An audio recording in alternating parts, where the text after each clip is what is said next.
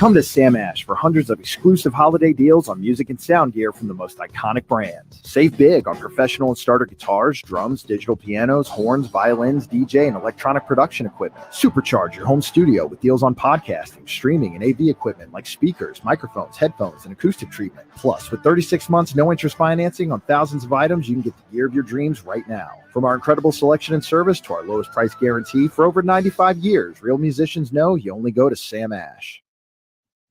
Bruce Arians here with your Tampa Bay Buccaneers. During these difficult times, it's important that we all show we care about our community's health. You could spread COVID-19 without knowing it. Wear a mask, wash your hands, keep your distance from each other, stay strong, and go Bucs.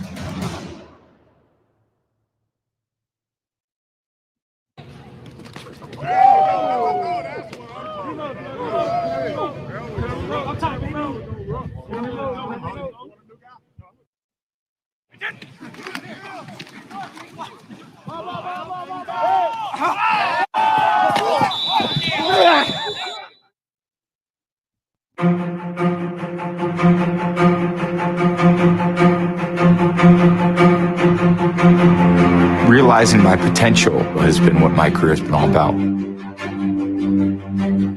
Things that I've dreamed about have actually come true. And the Patriots have won Super Bowl 36. Unbelievable. Things have happened in my life as I kind of hoped they would happen. It's been, just a complete evolution. You know, how I just kept kind of fighting and clawing to continue to power forward. You just keep putting one foot in front of the other, and you keep trying to make progress. So when I look at over 20 years, I look how far I've come. But there's not one step that I took where I realized, look how far I've come.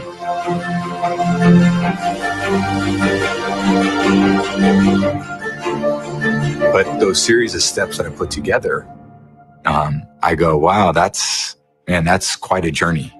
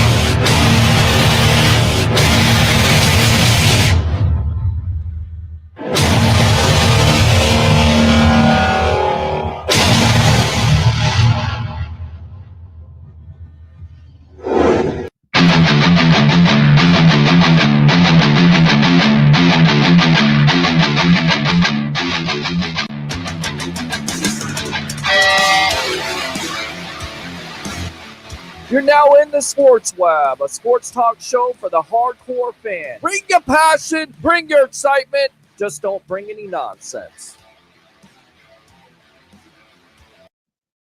Hey guys, what's going on? Welcome back to another edition, your Friday night edition of the evolution of Sports Talk Television live here nightly on Bucs Report. It's the Sports Web.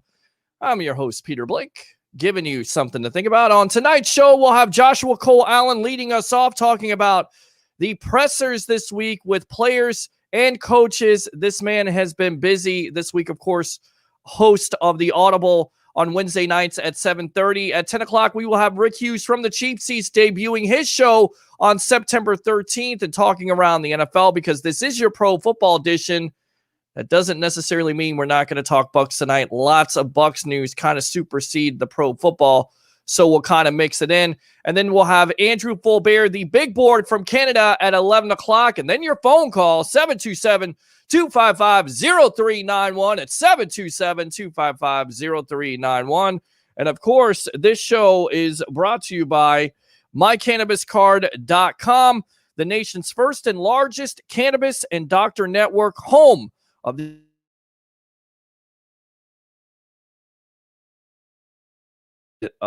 okay, there we go. We're back. All right. With over 2,500 state licensed doctors and 30 plus qualifying conditions, My Cannabis Card, by far, is the easiest and most cost-effective way to secure your cannabis as stress-free as possible from the comforts of your own home. Again, that's mycannabiscard.com. Tell them Bucs Report, Peter Blake, and the Sports Web sent you. And join the 65,000 following we have here on Facebook, of course, live on Facebook, YouTube, Twitter, and a part of the Landry Football Network, the Chris Landry Twitch channel. We'll take your calls. We will definitely read your text messages from the webhead. So let's go ahead, get off to it here. Joshua Cole Allen, welcome to the evolution of Sports Talk Television, my friend. You've been a busy man this week. How you doing? I'm doing great, man. You said it right there. I've been really busy, but I couldn't enjoy the process anymore.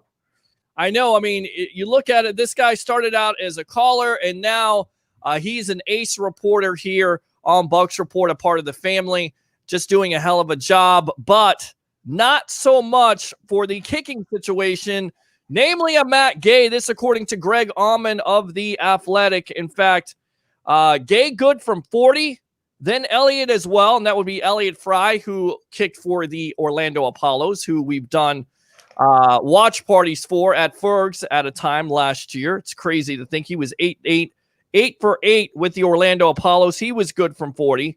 And then Gay misses from 43. Fry good. Gay from 48 misses again. Fry misses. Gay misses from 53. Fry good. And then Gay was able to connect from 38. Overall, Matt Gay 1 from 4 today from 40 yards. And then you had Elliott Fry with a 56-yard field goal in the game situation to win it. And once again, Matt Gay connected from 38. Gay coming off his career last year, 27 for 35, 77.1%, but 21 from 29 from 30 yards and beyond. We have a kicking competition here.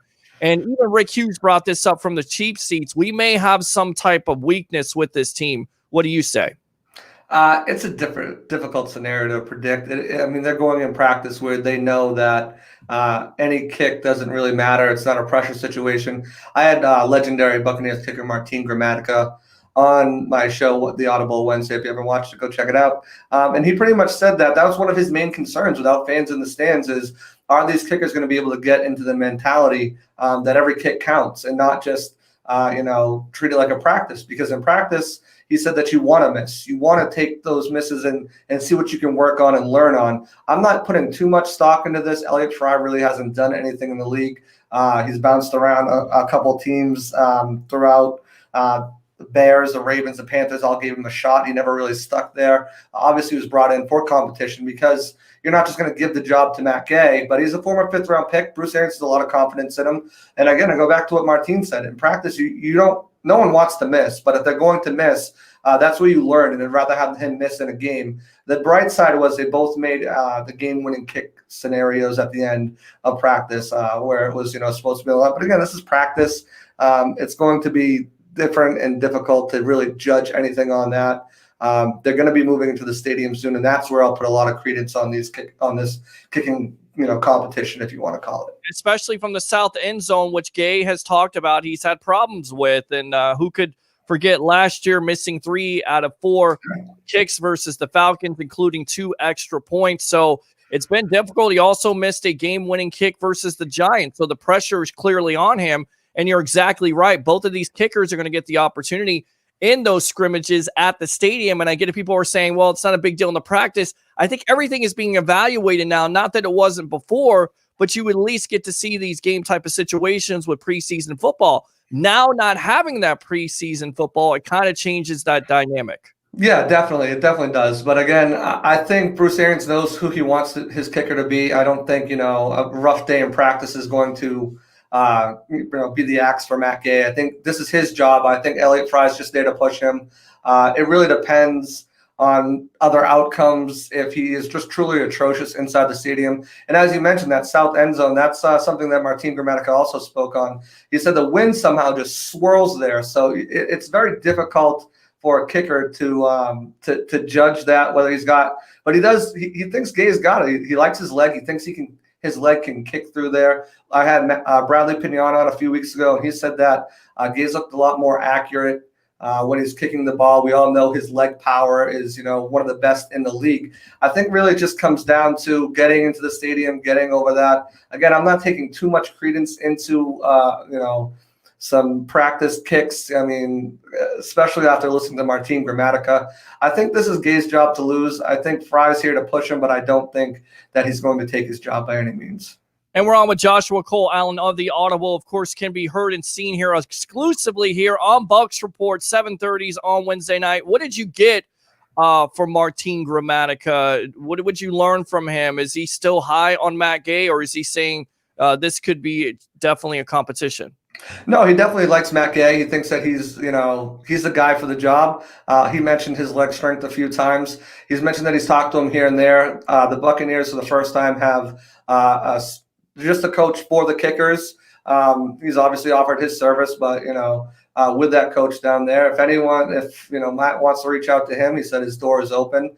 Like I said, I think this is Matt Gay's job, no matter what kind of happens.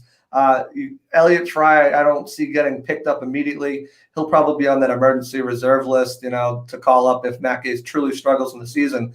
But I don't see a couple bad kicks in training camp going to push him out of that job. I have a lot of faith in him. I'm confident in the guy. And again, it's different in a practice situation than a game situation. Martin Gramatica, I'll repeat it again because it was shocking to me. He said that in practice you almost want to miss so you can work on what you can do better when it comes to game time scenarios. Another thing that really stood out is when calling the coin flip, when they lost the coin flip and they wanted to pick the end zone. A lot of the coaches, and he argued with them, wanted to get the wind to their forward. So when they kick it, it's more likely of a touchback. But Right. he always picked the wind coming at him, so that if he had to face the other way, he could have that game-winning kick with the wind behind him. So that was kind of cool to pick up too. But he had a lot of good stuff. Make sure you go back and check it out. It's towards the latter half of the show, but don't skip forward to it. Just watch the whole thing. Yeah, definitely watch the whole thing. The Audible is definitely a great watch, and you do a great job on your pressures. Right now, we got Joshua Cole Allen on the evolution of Sports Talk Television. It's the Sports Web. I'm your host, Peter Blake, giving you something to think about. Again, open phone lines if you have a question for Mr. Allen, 727-255-0391. It's 727-255-0391. 5 nights a week here on Bucs Report. It's the Sports Web, the evolution of Sports Talk Television. Tell you what, we'll talk more about this, but let's get out to the webheads here, read some of these comments because I definitely don't want to neglect them. Best virtual edits video, Peter Blake. What's going on? Love the show. Thank you very much. Appreciate you. Mike says, I was disappointed to find out that the pewter alternate jersey is not on Madden 21. Say it ain't so. Madden is coming out on August 25th, and they didn't include the alternate jersey on the game. Why not, Joshua Cole Allen? I could go on a long laundry list of problems of what Madden has and hasn't done right over the past years. So don't get me started on those guys. I can't believe we need to get somebody from EA on here. I mean, I need some type of explanation. First and foremost, those are the coolest jerseys of all time, besides the ones the Bucs wear. And then on top of it, how can you not have the accuracy? You have those dog ugly uniforms for the LA Rams, right? But you don't have the Bucs, right? Come on, man. It needs to be an investigation, by the way. I think they're right in Orlando. We can hop in the car together in that Stang of yours and go knock on their door. Me, you, everybody else, let's all go to Orlando there and make it a road trip. How about that? We'll do that. Get some Good, right? pitchforks. Oh, yeah. Why not? I'll just take I have the alternate jerseys. Lose the truck stick. Exactly. I'll take the whole weekend off or a week off. There you go. Let's go Bucs, says Christopher Cole. Best virtual edits video. Yes, sir. Josh Allen. Cole. John Franklin injury looks bad, according to Bruce Arians. That was the other development today. Early on in camp, not only losing their running back yesterday in TJ Logan, which it looks like it could be a whole year, but nobody's really willing to talk about that yet. It was a leg injury. Now with John Franklin, and this was one of the players who coaching staff really talked about glowingly with all his speed and everything that he can bring. Yeah. Already going to be a tough battle, but now it looks like John is going to be out for an extended period of time, right? Yeah, and Bruce Arians said in his press conference today that it doesn't look good. He's going to have he had an MRI probably some time tonight. We'll probably find out the results of that tomorrow morning or later tonight, depending on who can break that story. But yeah, it doesn't look good for him. He faced an uphill battle. He's had different time at different positions. Bruce said, maybe possibly a wildcat formation quarterback, but that was just depending on him making the roster. I had him more as a practice squad guy, but now with that injury, it's going to be just like TJ Logan. They're faced with a very difficult situation on whether they, throw him on IR, depending on the severity of the injury and depending on the timetable of recovery, or if they have to just waive him injured and, kind of play it by ear like that. It's going to be interesting to see what the final prognosis is, but obviously we're all kind of waiting on that. Absolutely. Somebody says early Peter glitch. We got to get out of the way for you guys promoting cannabis. Again, mycannabiscard.com for all your medical marijuana needs. Coach Grizzle, love from 977 ESPN. Thanks a lot, man. Appreciate you there. 977 ESPN, dyslexic. Dyslexic. And here's what you get for saying that.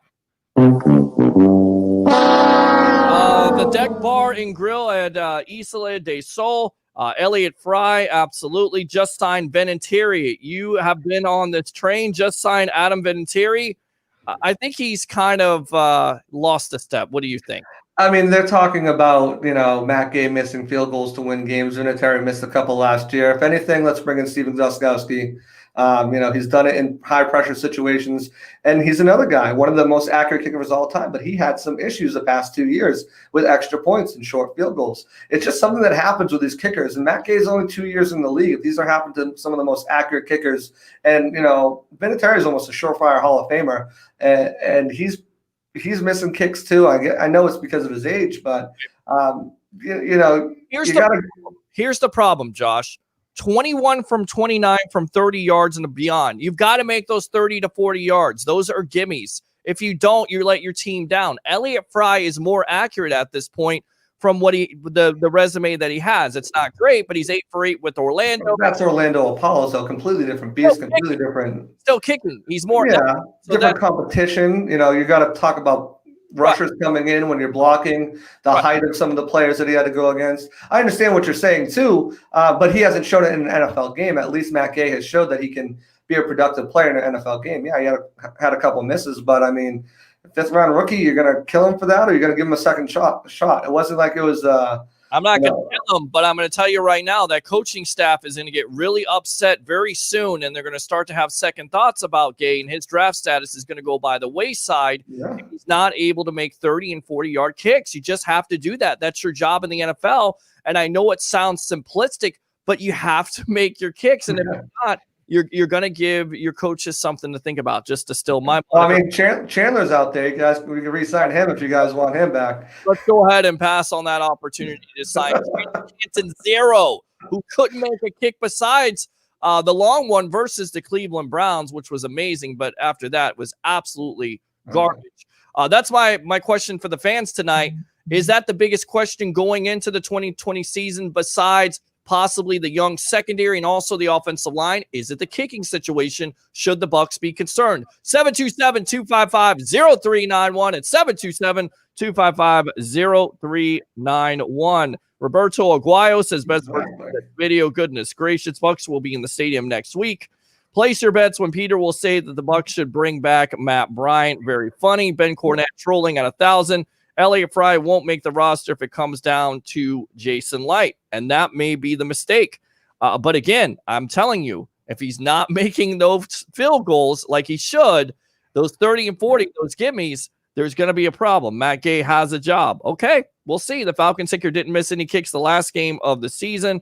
Matt Bryant is retired in the same end zone as Gay. Mike Stover, really? Tongue says Automatica, Grammatica. I don't think he can get him out of retirement. Yes, sir. Said he's got one good kick left in him. He'd love to join this team if he could. So one good kick means during the Super Bowl, right? Yeah, you just sign him for one good kick. Oh, okay. All right. Gay has the job. That's what I heard. Taylor Allen says, I really love when Bradley Pinion said that him and Gay were using the sniper mentality as a part of their training process. He said that it's always harder for a kicker due to the fact that it's one kick and everyone will always remember it. I'm excited to see how this helps him. You have that one chance to make it happen in the game. That would be Miss Taylor Allen, your wife there. Happy wife, happy life. And she likes football, so it's a good thing. You picked a good one. Can we fire the cannons for Mike Evans' birthday, Peter Blake? Absolutely. Oh, yeah. There we go. You guys seem to like that. You also seem to like to troll me. So seeing as Ben Cornett wanted to troll me on the Matt Bryant thing, here's what you get.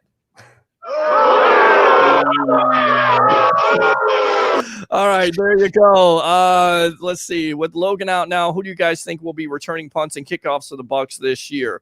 Is it Calais? Is it a Scotty Miller? Who do you think wins that job? I think it comes down to Calais, Scotty Miller, and someone that Bruce Arians recently just said in one of these press conferences, Antoine Winfield. He said he's got a lot of experience returning punts back in Minnesota, and I wouldn't be surprised to see him back there either. He actually called the punt game more important than the kick returner game, just because, the kick return, they're going to try to kick it out of bounds sometimes. They're not going to let you run it back. But the punt return game, they're not kicking it out of bounds because that's a penalty, obviously. So really, that punt returner position is more important. I really like the way Scotty Miller, can run with the ball. He's obviously one of the fastest guys on the team. And, Raymond Calais has a history of that in college, hasn't done it in the pros yet. And then Scotty Miller's got the speed, the breakout speed, and Antoine Winfield's got the smarts. He's got the ability to read the field. It seems like that's one of the high praises of him, is his ability to read the field. So it's going to be interesting to see who comes out the victor of that battle. If I had to put money on it right now, I'm going to say Scotty Miller, just because he's had experience in the pro game. But I could definitely see it going to Antoine Winfield at some point. Are you surprised that Miller has really shown out? I get it. Tyler Johnson has been hurt, but much was made about Miller being kind of, thrown to the side, and now he's really shown that he has value to this team. It's between Miller right now and, of course, Justin Watson, right, for the third wide receiver. Do you see Tyler Johnson slipping in there somewhere? I don't even think it's between Justin Watson and Miller. I think Miller's got that spot locked up. Okay. It started, back when he was at Berkeley Prep with Tom, and I said, that relationship, that chemistry they're building right there, right off the get, is going to be huge for him. And you've seen it pay off, dividends in camp already. The first catch from Brady turned into a 60-yard touchdown. You've seen it today with Brady out on a Veterans Day. Connected with that. If you haven't seen it, go on my Twitter right there and scroll through and find it. It's a one-handed catch from Blaine Gabbert, and he's just looked really well in practice. He gained about 10 pounds without losing his speed. One of the coaches, Coach Garver, said that he's shown a lot more patience getting off the line. That doesn't mean that he's slower off the line. That just means he's taking his brain is allowing him to play faster. It's allowing him to see the field as the snap is happening and be able to figure out where to go and what to do. And the Tom Brady effect is real with these receivers. I don't know if you haven't watched the episode of The Current and listen to Mike Evans speak and listen to these press conferences. He pretty much says it right on the nail on the head. He's going to tell you where to go and what to do. And if you're there, that ball's going to be there. You're going to make the play. So it really comes down to getting on the same page and getting that chemistry right. And there you go. I'm going to have to definitely check it out. I've told people I'm going to watch it, and I cannot sit. I got to sit down. And 15 minutes. Well, I know, but I don't even have 15 minutes in my day. I mean, I have to work at a sales job. You turn on your cell phone, and they're like, you can't turn on your cell phone. Yeah. On top of it, you're trying to concentrate and get into it, and you got customers yelling at you like you stole something from them. I've been there. I know exactly what you're talking about. Save them some money. So, and then I got this. I got 5 days a week of this. So I definitely got to be prepared. So I'll have to watch. You get to sleep in tomorrow, so watch it tonight after the show. That's what I'm going to do. There you go. Thank you very much for your permission. And on that, there we go. Woo! All right. Marlins won 3-2 over the Nats. Great. Madden has a backyard game like 2K. Ron says, hello again, Pete. Good to see you and Josh. Absolutely. Thanks a lot, Ron, for your service and coming back in on the evolution of Sports Talk Television. I think it will be a rookie running back in Calais. Best virtual edits video. Vaughn will be a kick returner. They're saying he is behind. Yes, that's something that Bruce Arians did say, that because he's behind learning the system. BVED was on these calls today. He's behind learning the system, so his best bet to make an impact right away is going to be as a kick returner. Does he have the speed that Raymond Calais does? Probably not. But does he have the vision and the ability to run through some tackles? Possibly, yeah. So it's going to be interesting. I can't wait for next week when they're in the stadium and they can kind of get that feel down with the lights on and the music going and everything like that. I wonder if they're going to have an announcer. I'm going to sit outside the stadium and just listen to it. Hopefully I can hear some pods back. But I don't know if we can get to that or not, but we'll see if we can get some video from that. Will the Bucs sign another running back after TJ Logan falls down? I don't think so. No, I don't either. I think they're happy with their running back room right now. They will add them after the Bucs wear them one time. Beef Tongue says, why did the Bucs hold training camp live with Casey and Scott, but then don't show the practice? I think one thing here, and I'll go ahead and speak to this point, you don't want to necessarily give up anything that's being put out there, because the Saints, the Panthers, of course, the Falcons, and all NFL teams are looking for something to take from it. So you don't want to show too much, right? Yeah, exactly. I mean, there are some portions of the practice where I think they could show a little bit more, instead of just kind of going back and forth and talking about things that, to be honest, have kind of gotten talked into the ground. They do take some fan questions, which is pretty cool. But you're seeing a lot of things that from the reporters, more than you're seeing from that training camp live. I'd like to see a little bit more, but if you follow me, I retweet all the videos from some of these other guys that are out there. And just I like to see what they have. Obviously, the Buccaneers will put out some clips later in the day, but I agree with you on that point right there. I wish there was more camp. Yeah, and then I tell you right now, I got an idea. How about Bucs Report one of these years out there doing some training camp? I'm just working on it. We're all working on it here at Bucs Report, working to give you the best Bucs coverage here on the evolution of Sports Talk Television. It's the Sports Web. I'm your host, Peter Blake, along with Joshua Cole Allen of The Audible, which can be heard and seen here on Wednesday nights at 7:30. So definitely a great watch. And this guy right here, one of the hardest workers I know, besides yourself. There you go. All right. You're the king. Well, it is what it is. All right. They will add the jersey if the Bucs play in them. They're not, because the Bucs never showed them before the game was mad, and the Rams did. I don't care. I still feel like jersey. What are you doing, Madden? You want to piss off all kinds of Bucs fans. The rankings weren't enough, but then you excluded one of the coolest jerseys as an alternate. You have the black jersey from last year, and the Bucs don't even wear the black jersey. What are you doing? Come on, get on it. Get on point. How about Atlanta's comments? Last good kicker we had was Carter Barth before his basketball knee injury. Sitton says, love it. Best virtual edits video. Boston takes a 3-0 series lead. The 76ers, Embiid will leave. Go Heat.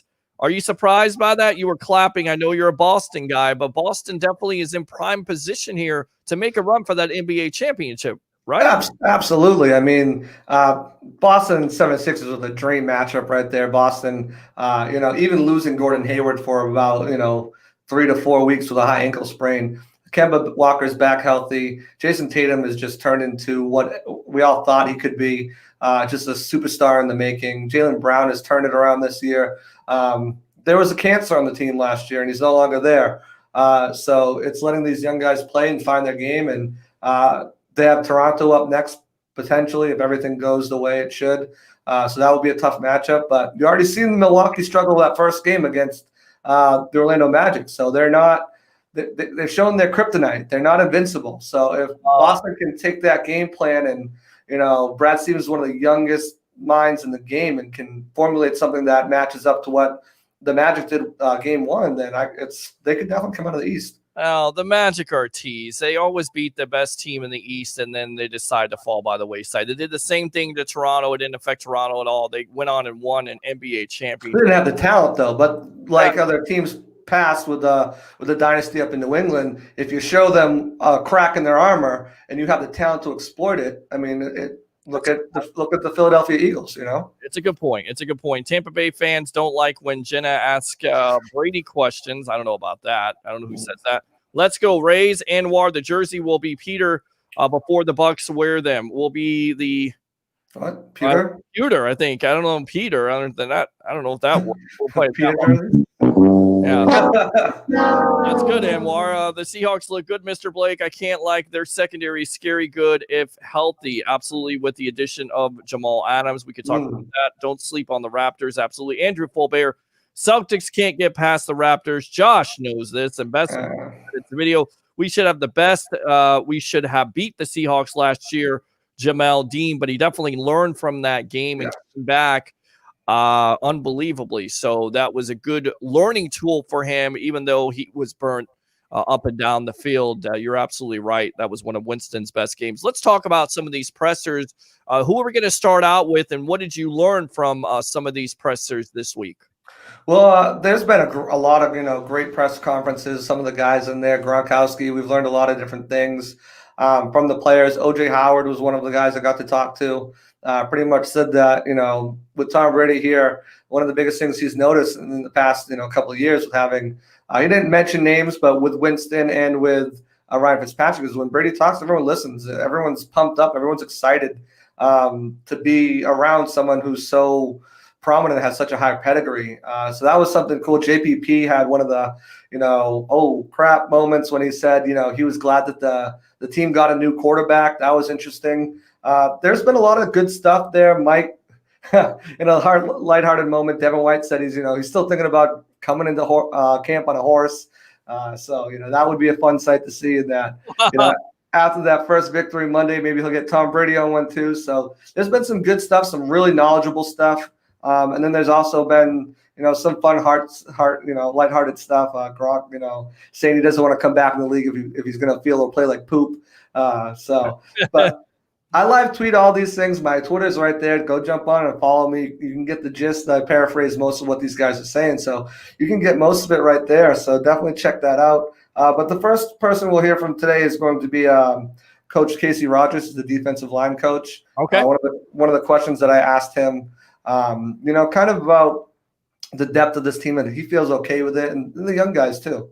All right, there you go. We'll put you in the lobby here. Stand by. It's Casey Rogers, defensive line coach of the Tampa Bay Buccaneers, with our own Joshua Cole Allen on the evolution of Sports Talk Television. Enjoy. All right, next question is going to come from Josh Allen. Hey, Coach, how you doing? I'm doing good, Josh. How you doing? Just want to ask you, how confident are you with the depth at defensive line? And do you believe that some of these young guys could step right in, if there is an unfortunate injury, case of an injury?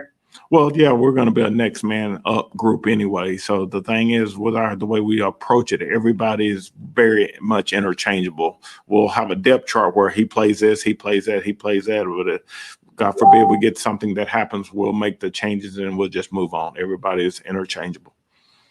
And with the additions of Khalil Davis, of Benning Potawate, and the holdovers from last year, and Ledbetter and O'Connor, what have they shown you so far this camp that makes you think that that's a possibility? Well, the more you practice each day, to me, their job descriptions are filling out. I'm looking at Khalil. You see the quickness and explosiveness. The same thing with Ledbetter. Then you got some length with Pat. You got experience, size, and strength with Sue. You got bulk with Vita. Nacho bulked up. So, if I'm looking at them, they're all multifaceted and can do a lot of different jobs for us. All right, there you go. Welcome back to the evolution of Sports Talk Television. It's the Sports Web Pro Football Edition. I'm your host, Peter Blake, along with Joshua Cole Allen. So pretty much, next man up, the more opportunities they get the chance to see these players like a Khalil Davis, which, he's a rookie. Some people are thinking that he may steal some reps from William Golston. What do you say? I think he's going to definitely find a role on this team. His speed and his quick twitch ability is something that Casey Rogers also mentioned. He's just too quick and too versatile to be able to not come in on, obvious passing downs to try to get in there and rush the quarterback and make a sack. If you've seen any of his highlight film, he's got good strength to him too. I definitely can see him coming in here and making an impact. Stealing away snaps from Golston, I don't necessarily see. He's really an unsung player. He doesn't get a lot of credit, but Rogers also said later in the press conference that what you don't see and what you don't know. Actually, question came from our own Leo Haggerty. What you don't see and what you don't know is that a lot of the double teams and stuff like that, when teams are running, and the plays that were being able to made were because of Golston, because of him eating up those double blockers and just doing the unsung job that doesn't get the recognition. But if you throw the tape on him, he definitely does a great job. He does his job. He's not the flashiest player, but and we'll get into it a little later, but he said he's been working on that, his lateral quickness, his pass rushing moves. So I definitely can see a big improvement. And with all the weapons on this team, on that defensive line and defensive side of the ball. We've talked about Todd Bowles wanting to get Vita more snaps, how he looked last year, with his pressure situation. Team was number 1 overall with pressures. You got a full season of JPP, knock on wood.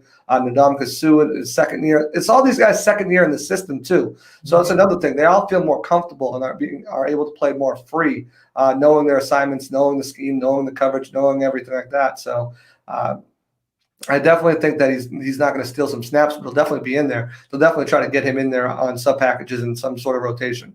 Yeah, definitely. And again, adding Love to that. What do you know about Love? You kind of talked about him on the Audible. Maybe some people missed it. So give your scouting report on what the Bucs added at the defensive tackle position and a Kyle Love. Yeah, I love Kyle Love, especially in a 3-4 defense. He was one of the members of the Patriots teams before he went down to the Carolina Panthers, but he's so versatile. He can play, 5 technique. He can line up his nose tackle, play DT in sub packages, and if they want to give a 4-3 look, he can play pretty much all over the line and with such short notice. And that's something that Coach Rogers, spoke on today, is that his versatility to play anywhere at any given time without really having to prep for it, because he's got that experience and that knowledge, is something that's just going to greatly help this team. Not to mention he's another veteran guy on the team. So you have your stable of, 3 veterans with a Love, Golston, and a Sue, Nadam Kasu, and then, you bring in the guys like Vita Vea, who's entering, I believe his 3rd season, correct?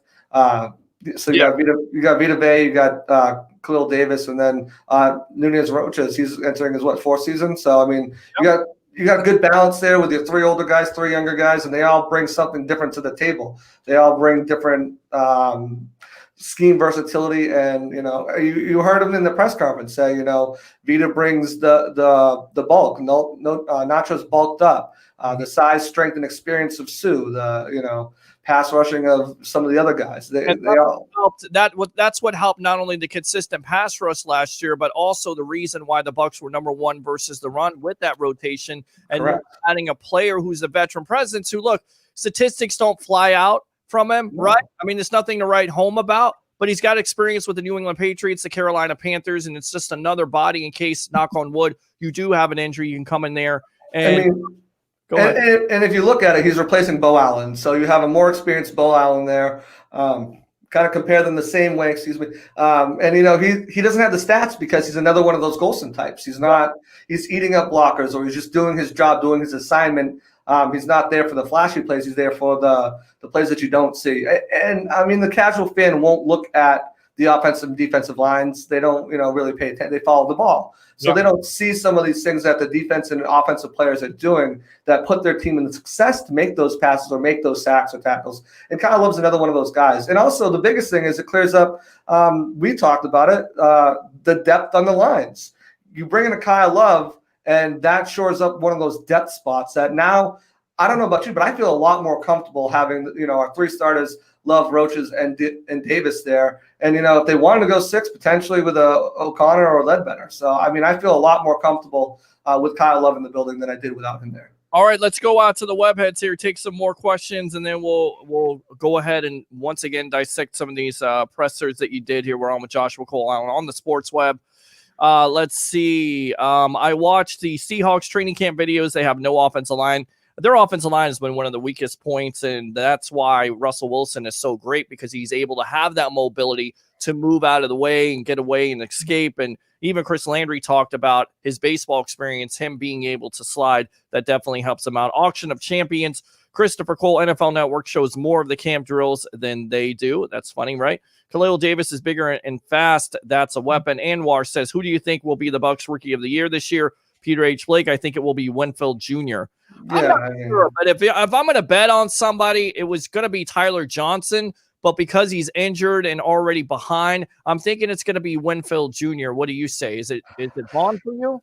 No, it's always been Winfield for me, just because the way he's going to come in and he's going to be almost an immediate starter. Bruce Arians said that. A lot of the guys have said that. If you listen back to this press conference, Evans said he's been really impressed with Winfield. Bruce said he's going to compete for a starting opportunity, sooner rather than later. Some of these other guys that, in the backfield, Jordan Whitehead, Mike Edwards, have said that they've been really impressed with him and his abilities. So I think Winfield's going to be an immediate starter, like I projected, and he'll be the leader of that secondary by midseason. I think he's going to show up on the stat book everywhere. He can do it all. He can, rush the passer. He can drop in coverage. He can do anything you ask him to do on the field. He's got an amazing pedigree from his father, and he's kind of, got a leg up on these guys because, during this pandemic, he had the best coach in the world. Not only that, his father, but a consummate NFL professional who could help him dive into the playbook. I mean, some of these guys might have been with trainers and stuff like that, but you have someone who can train you and teach you the playbook at the same time. I'm sure they have a nice big backyard where they're doing drills and jugs machines, and they have the resources for all of that. So Winfield's, without a doubt, in my mind, going to be the rookie of the year. I just see him just being an absolute animal all over the field, and very on the field very early with that 3 safety rotation. Yeah, no, I agree with you on that because of the DNA, because of the advantage of knowing the way you go about it as being a professional. I definitely think he has the advantage. And also, even though he doesn't necessarily get the rookie reps, he may have the opportunity to step in right away and make some plays that will really shock. And that's not taking away anything from Wirfs or from Johnson or from Vaughn, because I think all three of those will be productive players. Wirfs is going to be your plug-and-play right tackle from the get-go. Right. The offensive line is a more unheralded position. He's not going to get, the stats that jump out and this and that. But, I mean, if he does a great job, who knows? He could be the guy. And Tyler Johnson, I love him, and I love his potential and his role in this offense going forward into the future. But he's topped out at a number 3 wide receiver. He's not cracking Godwin. He's not cracking Evans. So I just don't see him being able to get it. And the clear path for a starter there is Winfield. So I think that he just gets the reps and the time playing that makes him the guy. All right. And Ben Cornett says Anwar Nunn the same. Bo Allen was trash. He says definitely Tyler Johnson and Christopher Cole. We got an update. It will be the Boston Bruins versus the Tampa Bay Lightning in the second round. So there you go. Put a bet right on. Let's go. Oh, let's go. Wings again. Wings. We got wings for everything. Let's do something different. Let's do something crazy. What are we doing? I don't know. If the Bruins win, you gotta come on the Sports Women Address. I ain't coming on a sports web. Come on, man. We'll think of something off air, but we got the wings bet already for the Pats. So let's see that at all. There's what I think. I think everyone out there, comment if you do. If you would want to see Peter come on the Sports Women Address. See that at all. Nobody. Even though they have nice legs, nobody wants. Yeah, I bet you do. I've actually seen them I've seen them. They are nice. Well, they're not scrawny. They're nice. Appreciate it. I feel like we're talking Dumb and Dumber there. Oh, man, look at the. I'm not gonna do it. Being a lifelong Vegas Golden Knights, I hope they finally win the cup this year. Best virtual edits video. I'm hungry, Peter Blake. Wait. Did Ben Cornett sing being a lifelong Golden Knights fan? They're what, third season, Ben? Give him another troll thing. He's just on a roll tonight. Oh, yeah, I gotta take him. That's why I got the sound of He's such an idiot. We need Dress, just kidding. Shut up. All right. Oh, through the lobby here. We'll go on to William Golston. That's a lifelong Vegas. You're such an idiot, man. You really. All right, Joshua Carlisle. We'll go out to William Golston here. If I can talk, get his sound on what his expectations for the season are with the Tampa Bay Buccaneers. Here we go. All right, our last one's going to come from Josh Allen. Hey, William, how you doing? I'm all right. Just want to know, going into your second year, do you feel a lot more comfortable in Todd Bowles' defense, and do you think that will let you play more freely? I think I will be able to use my assets well in this defense now, understanding the concepts and the schemes. Yeah. And how have you been like a mentor towards these rookie guys, like Phil Davis, Benning Potolate, Patrick O'Connor, Ledbetter? How have you kind of brought them along? The most important thing right now, because like I said, it doesn't count. We didn't have a preseason, is to be able to be mentally prepared for everything. So really just studying the plays with them, taking their ear, whatever they need to know, whatever they need to say, trying to dumb the plays down to make it make sense to you. That way you speed up the gameplay. All right, there you go. So welcome back to the evolution of sports talk television. Joshua Cole Allen. I mean, pretty simplistic on his part. I mean, he feels like he can excel in this defense in the second year, right? Yeah, and I mean, a lot of these players that we've talked to feel much more comfortable in this second year of Todd Bowles' defensive scheme. It's been renowned that he's been able to put players in the right position to make plays. Coach Larry Foote played for one season of them with the Arizona Cardinals, and he said pretty much that he knows why guys love to play for him, just because of the ability to create scheme matchups that allow guys to do what they can do. Now everyone is going into this, besides the rookies, they're going into this their second year. They have more comfortability, know the scheme, know the game plan, and they can just go out and they can play football without having to think about what am I supposed to do on this assignment, what am I supposed to do here. They can just go out and go and make plays and create plays for other players, and hopefully lead to some turnovers, some sacks, and this defense being the number one defense in rush again. And that's something he spoke on. It's a new year every year. And that's something also Casey Rogers said. It's a new year every year. There's a new set of plays, new set of players, new set of teams. But that's the goal every year is to be number one in all categories. So I really think this defense can do it. I have them in my head as a top 5 defense, depending on the secondary can turn it around and be what they were last season. Then we have a frozen Peter circle. So, just talk more on this Golston.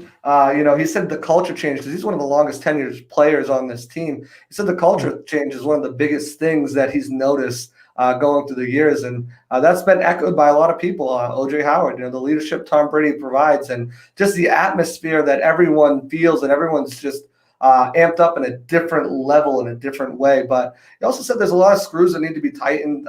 There's some things that they need to get ready for and get together, especially for the Saints week 1.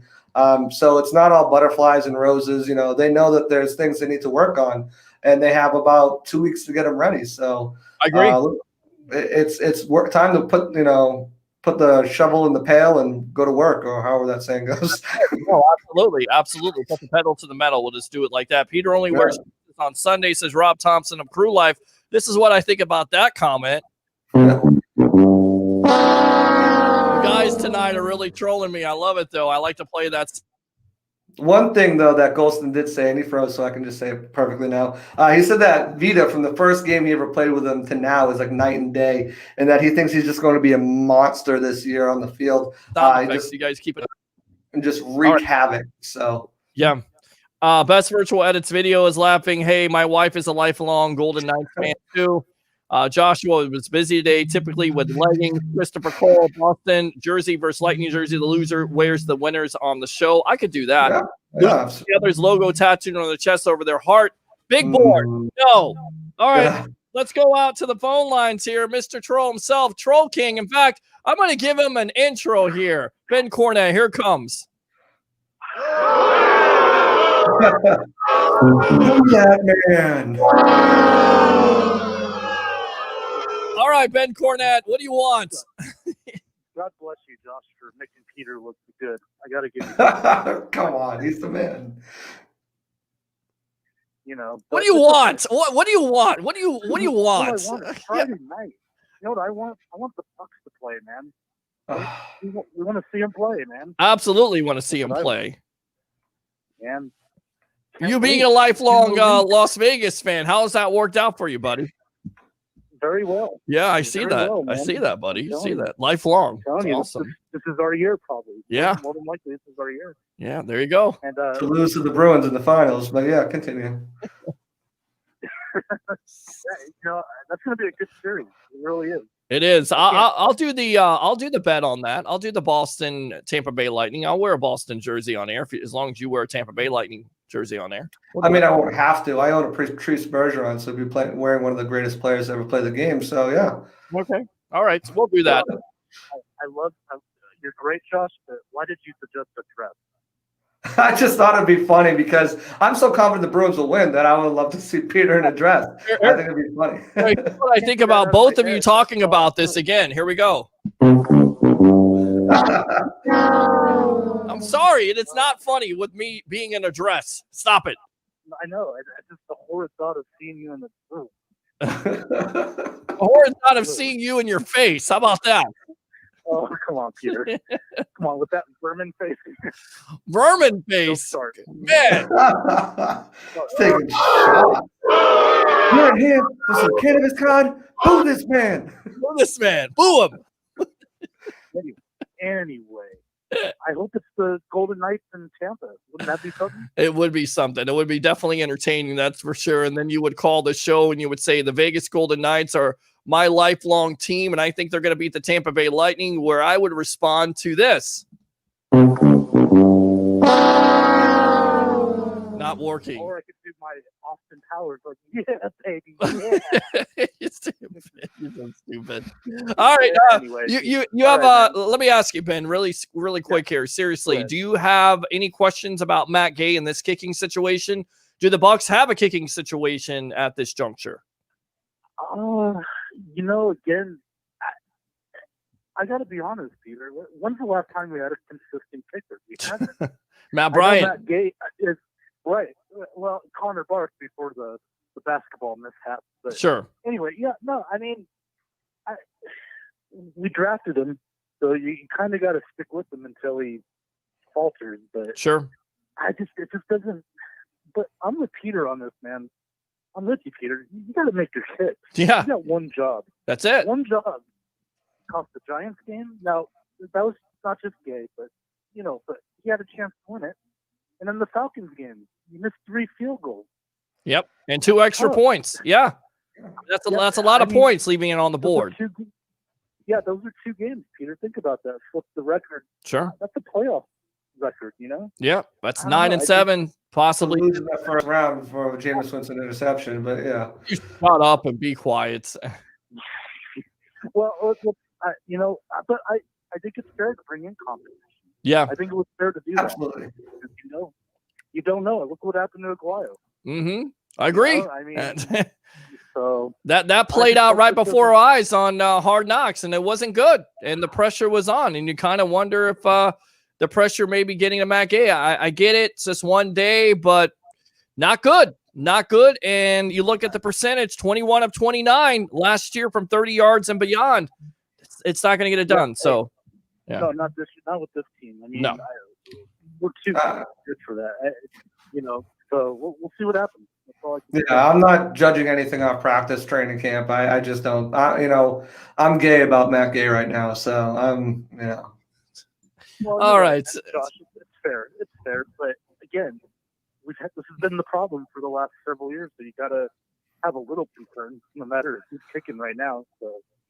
Well, there you go. He's gay on Matt Gay, so there you go. That we'll just end that right there. Happy, Peter. I know what you meant. Like the Flintstones. Yes, I know. Absolutely, I know. Joshua Cole, Allen, get your head out of the gutter.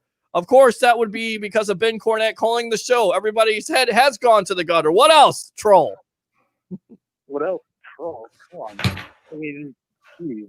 As long as you're not in a dress, we'll all be fine. I agree with you on that. Nobody wants to see that. Nobody has any time for that. Thanks a lot, Ben Cornette, for the call. Appreciate you. Use your second and third call here on the Evolution. All right? Take care, guys. All right, man. Good stuff, Ben Cornette. Let's read the rest of these webhead comments, and then we will get out to the Bruce Arians presser when you asked him a question, and we'll go into that. And then Rob Gronkowski's comments. True. Whether you buy it or you don't buy it here, Yash says, let's go Bucs, bring the passion. Yash says, Lightning are winning that series. No, this is my Avs year versus the Bolts or Bruins. Let's go Avs.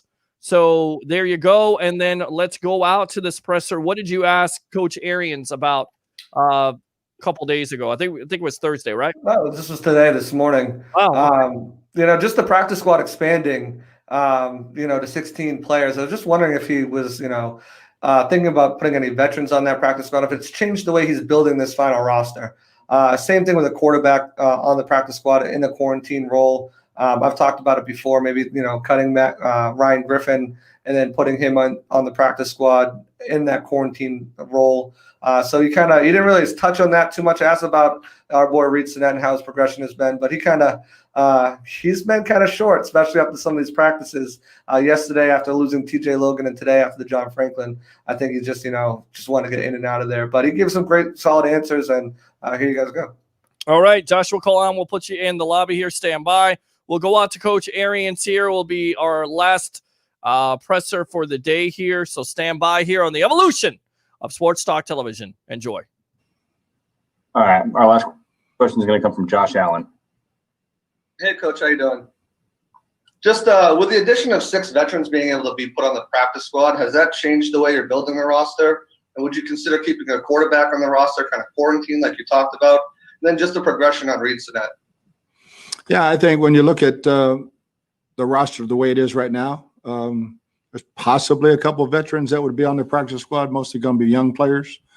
Keep all the veterans active until those young guys are ready to play. But you never know who's going to be available to put on a practice squad. So you wait and see if door number 2 is a better option, you go to door number 2. I think it's a great rule. So we'll wait and see how that plays out. All right, there you go. Welcome back to the evolution of Sports Talk Television. It's the Sports Web. I'm your host, Peter Blake, giving you something to think about. Didn't really answer the question about Reed Sinnett.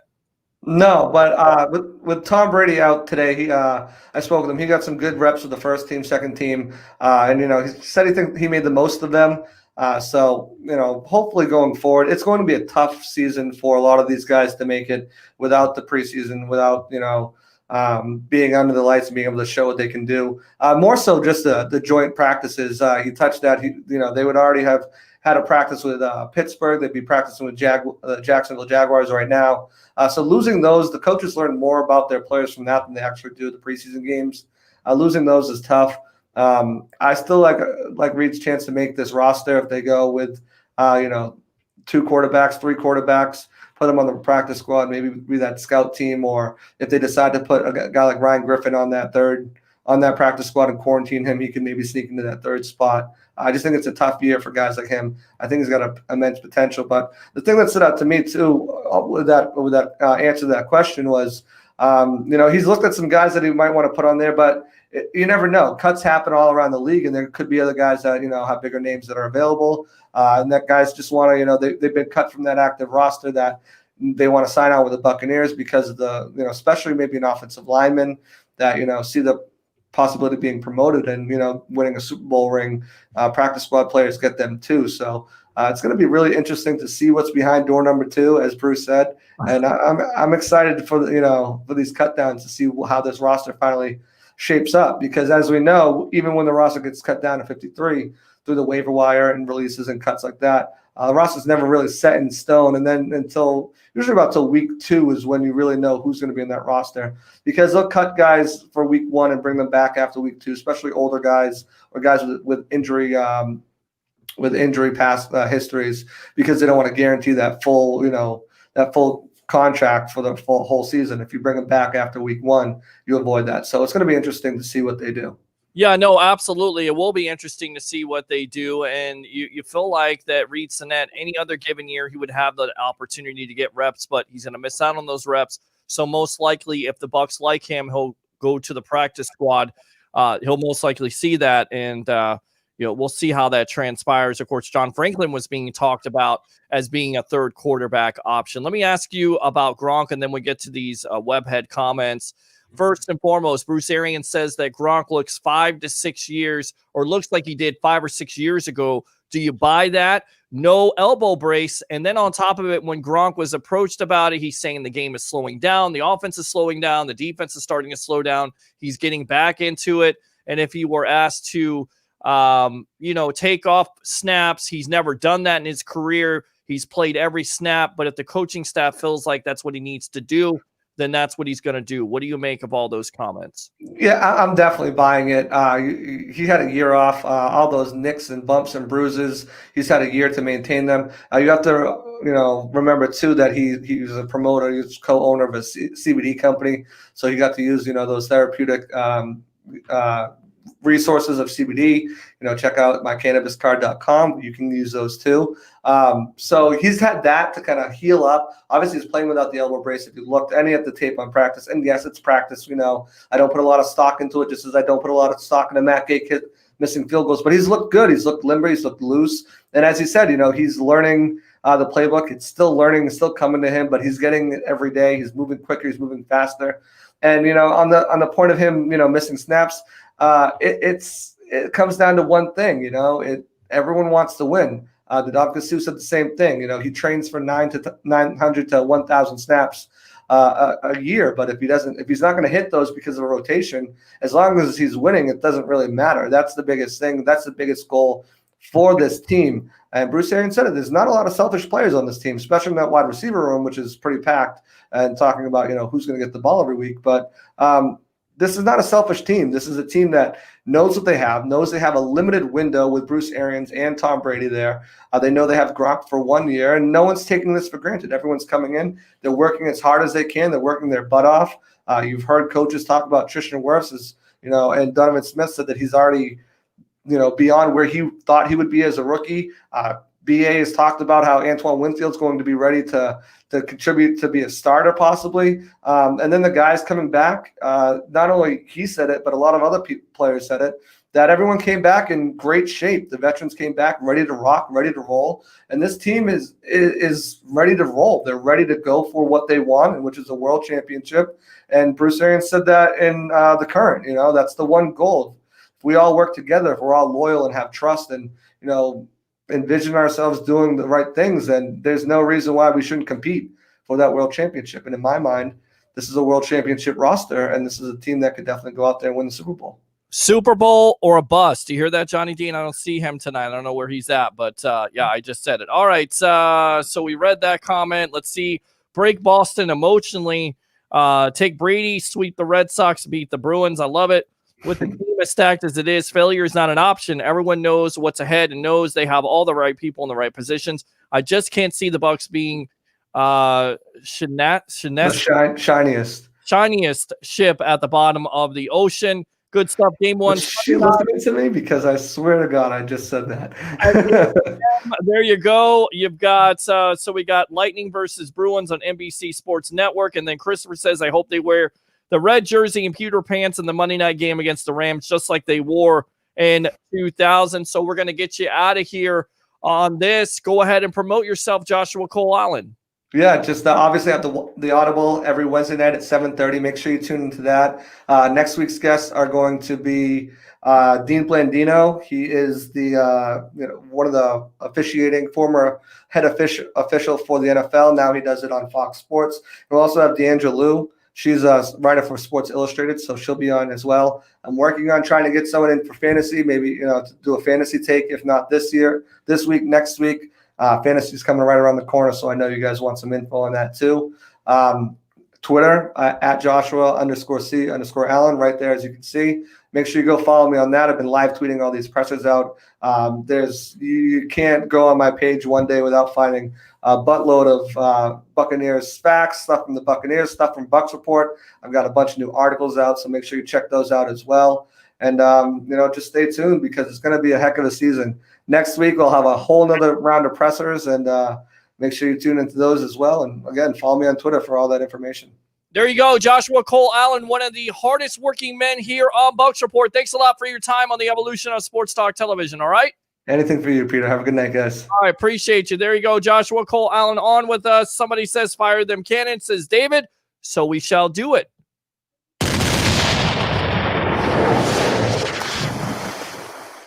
So we got one phone call. That's it. We got one phone call. One phone call. That reminds me of a line from a movie, Major League. We got one hit. It's Friday night, 727-255-0391. It's 727-255-0391. It's the Sports Web Pro Football Edition. I'm your host, Peter Blake, giving you something to think about. Light up those phone lines. Let's get on Mr. Rick Hughes up from the cheap seats. Welcome to the evolution of Sports Talk Television, my friend. Happy Friday night. Happy Friday to you, too. Absolutely, and it seems like we were kind of talking about this facet of the Bucs. We talked off air about it. I said, he'll kind of jump out of it, but according to Greg Auman, once again, Matt Gay, not a good day with kicking the ball. 1 for 4 from 40 yards or beyond.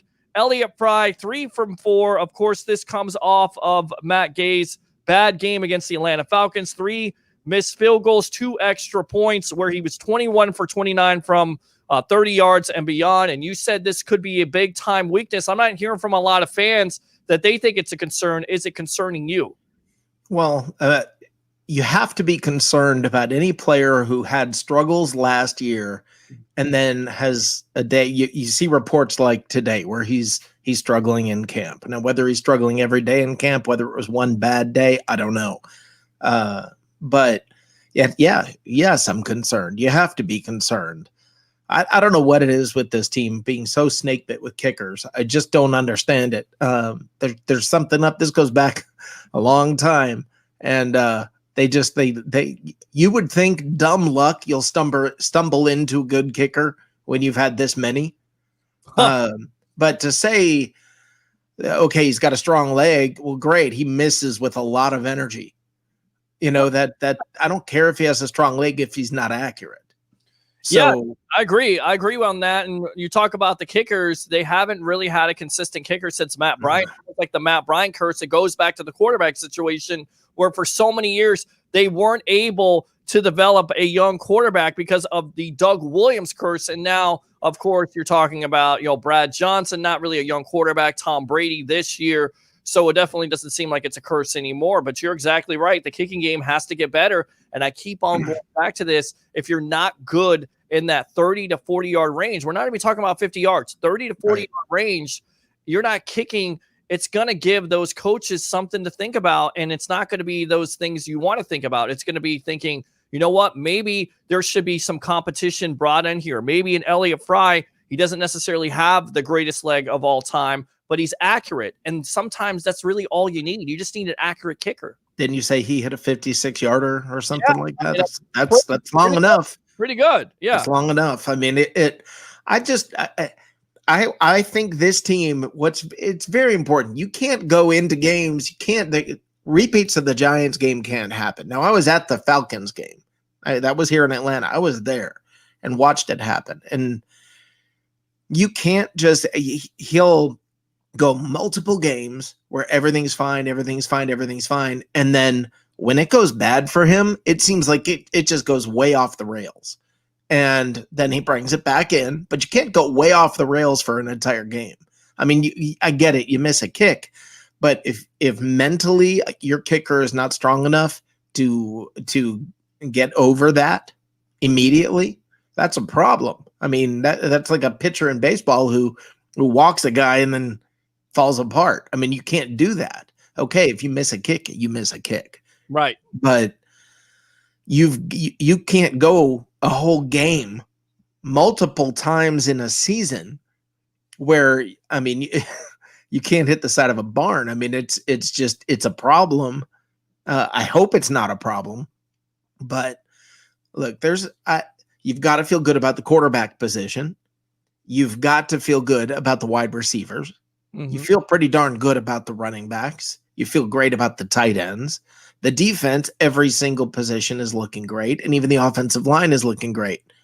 There's one question mark, and that's a pretty big question mark. That can hurt. That could definitely hurt. And it's lost the Bucs a lot of games in the past. We'll see if it comes back on them this year. You don't want to say it, but it has in the past. So hopefully it doesn't repeat itself around with Rick Hughes from the Cheap Seats here. New show debuting on September 13th. Not sure what the time is. Of course, it will be after the post game edition of this. After the King finishes his show. Appreciate it. I'm your host, Peter. Something to think about. The King tonight of the Sports Web, the evolution of sports talk television, Pro Football Edition on the Landry Football Network. Let's go out to Ndamukong Suh. Am I looking too much into this comment? Knowing who the quarterback was definitely was a big factor in re-signing. Is that shade to Jameis Winston? There's been a lot greater shade thrown at Winston by players during the press conferences. No, I don't think that's necessarily shade. That's more we'll call that paying homage. But if you were wishy-washy and Tom Brady's coming in, well, I mean, that can push you over the edge for sure. Now that all of the other comments, just the litany of other comments, one after another, basically people saying, yeah, the organization made the right decision to changing quarterbacks. Little comments like that. And little comments about this is what I'm noticing is all of the players saying things like, wow, he really pays attention to details.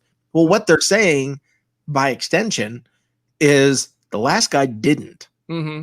And I mean, you wouldn't just out of the blue say, oh, he pays a lot of attention to details. That's what's different this year. I mean, that's because it wasn't that way previously.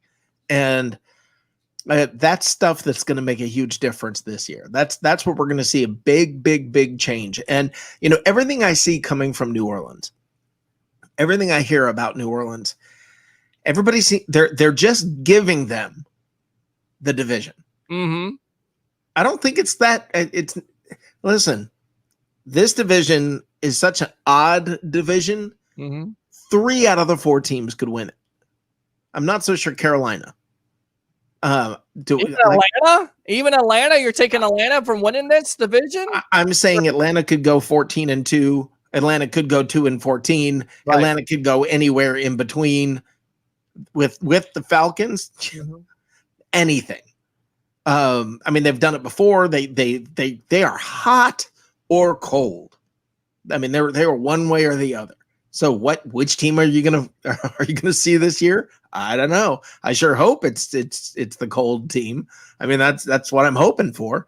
But I mean, there's a chance there's gonna be just battle going on in this division. And it's gonna be fun. And don't just write it off and say, okay, New Orleans is the class of the division, and now it's the best of the rest. Yeah. Don't say that. There are way too many factors that could come into this. I mean, Drew Brees is not the Drew Brees of old. Nobody disputes that. Do you think he's on the decline, much like Peyton Manning was later in his career? Yeah. Yeah. No, I don't know that it's the same as Peyton Manning. Peyton Manning was a whole different animal because of the neck problems and the surgery and all of the problems he had. He could barely grip a football. I don't think that's the case with Drew Brees, but you see Drew Brees' numbers and the way that they've changed year after year. Yeah, he's on the decline. He is on the decline. But who wouldn't take a declining Drew Brees? I mean, that's a pretty good thing. But the point of the matter is, every report you hear about Brady is this is not a quarterback on the decline. No. This is a rejuvenated quarterback. So one team you're hearing it's a quarterback on the decline. One team you're hearing this is a rejuvenated GOAT. Come on, guys. I mean, this could be interesting. It could definitely be. Please don't just write this thing off. I mean, it ain't over. That's for sure. No, it's definitely not over. And we're on with Rick Hughes from the Cheap Seats here on the Sports Web, the evolution of sports talk television. Peter King says Gronkowski will be the third in tight end snaps behind OJ and Brayton. If it could be the smartest approach by the Bucs, since keeping Gronk healthy for the playoffs could be the key to winning in the playoffs. So, do you buy this? Could he be third in snaps? Because according to Bruce Arians yesterday about Gronk, he looks like he's 5-6 years ago Gronk, instead of what a lot of people said. He was broken down. He's not wearing the elbow brace. And even Gronk has kind of said, you know what? I'm not used to not taking all the snaps. I'm ready to take the snaps. So where do you lie on this? Well, I think you're going to see Gronk get a lot of work right at the beginning. Okay. I think that's because of the amount of time Brady and Gronk have played together, the familiarity they have, the comfort level they have, the chemistry they have. He's gonna rely on that. Brady's gonna rely on that a lot at first. As the season progresses, they may pull him back. Listen, he may look like 5 or 6 years ago, but that guy's had a lot of surgeries, and they're not minor. He's had big back surgeries. He's had a lot really happen. To say, oh, he's fine. He's fine. No, there's a whole lot of stuff they've done to that guy's back that you're gonna go out there. I mean, I've talked a lot about Lamar Jackson.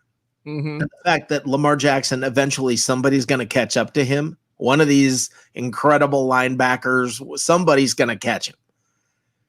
Brady's going to be getting hit constantly by these guys. There's no catching him. He's going right into their teeth.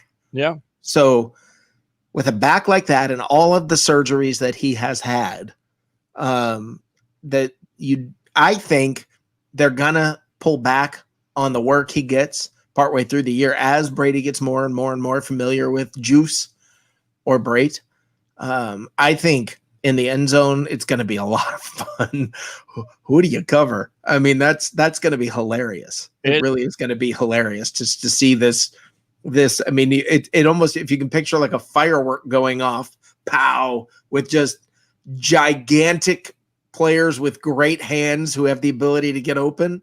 They're just going to be everywhere. If he's going to have a problem, it's going to be, which one of them do I throw to? Yeah. I mean, that's the Buccaneers have struggled a lot in the red zone in the past. You're not going to see that this year.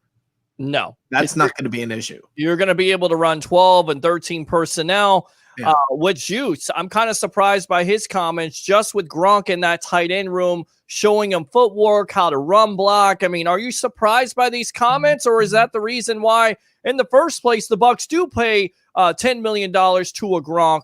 So not only he could be a pass catcher and a blocker, but also share some of that valuable experience that a lot of people, you just can't put a price on. You really can't. No, you're right. You are absolutely right. You cannot put a price on the fact that how many of these guys have you heard saying, I don't want to disappoint Gronk. I don't want to disappoint Brady. That's, to me, that's the culture change. That's the entire culture change right there. Is these guys don't want to disappoint these two epic, lofty, well-respected larger icons, personalities. Yeah, right. Icons where you just look at them and you're like, wow, these, it's Brady and Gronk. If you're a tight end, what are you going to go half-hearted? You're gonna sit there and say, yeah, well, the pass probably isn't going to be where it needs to be. I mean, you heard, who was it, talking about when he goes out, he holds his hands out, the ball's always right there, right? I mean, this is one after another. You're hearing this stuff from the players, and they all seem unified. They all seem excited and motivated, and that's what's different. The whole energy about this team, you and I have talked a lot about you like to say Super Bowl or bust, and I've argued with you about that. But I will tell you the team's mentality is Super Bowler this year is a failure. And I love that mentality. Now, I don't think it's a bust. We can argue about the word bust. But Super Bowl or this season's a failure, I love the fact that that's what these players believe. They believe it. They feel it. The coaching staff feels it. Everybody's got that energy. This is a team designed to go to the Super Bowl. This is a team motivated to go to the Super Bowl. This is a team that craves that Super Bowl. The old Bucs want respect. The new ones want to prove their legacy that have come in from elsewhere. This is a team that is keyed towards one thing and one thing only, the Lombardi Trophy. Last year going into the season, everybody wanted to do one thing. Please, maybe we can make the playoffs. Yeah, no. This is not that team. No, it's not that team, and that's the sense I get. That's the mentality. They're dialed in. Nobody is opted out. You could see everybody when Brady was picked up, JPP's talking about championships.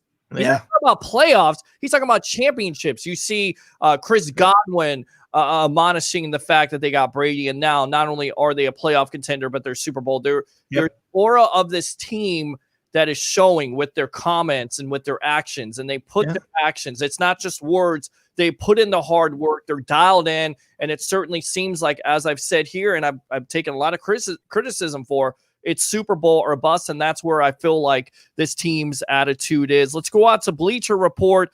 They were talking about players that teams should cut before the season. It landed on the Tampa Bay Buccaneers, and this is what they had to say. The Tampa Bay Buccaneers have a logjam at tight end with their position with Brait, O.J. Howard, and Rob Gronkowski.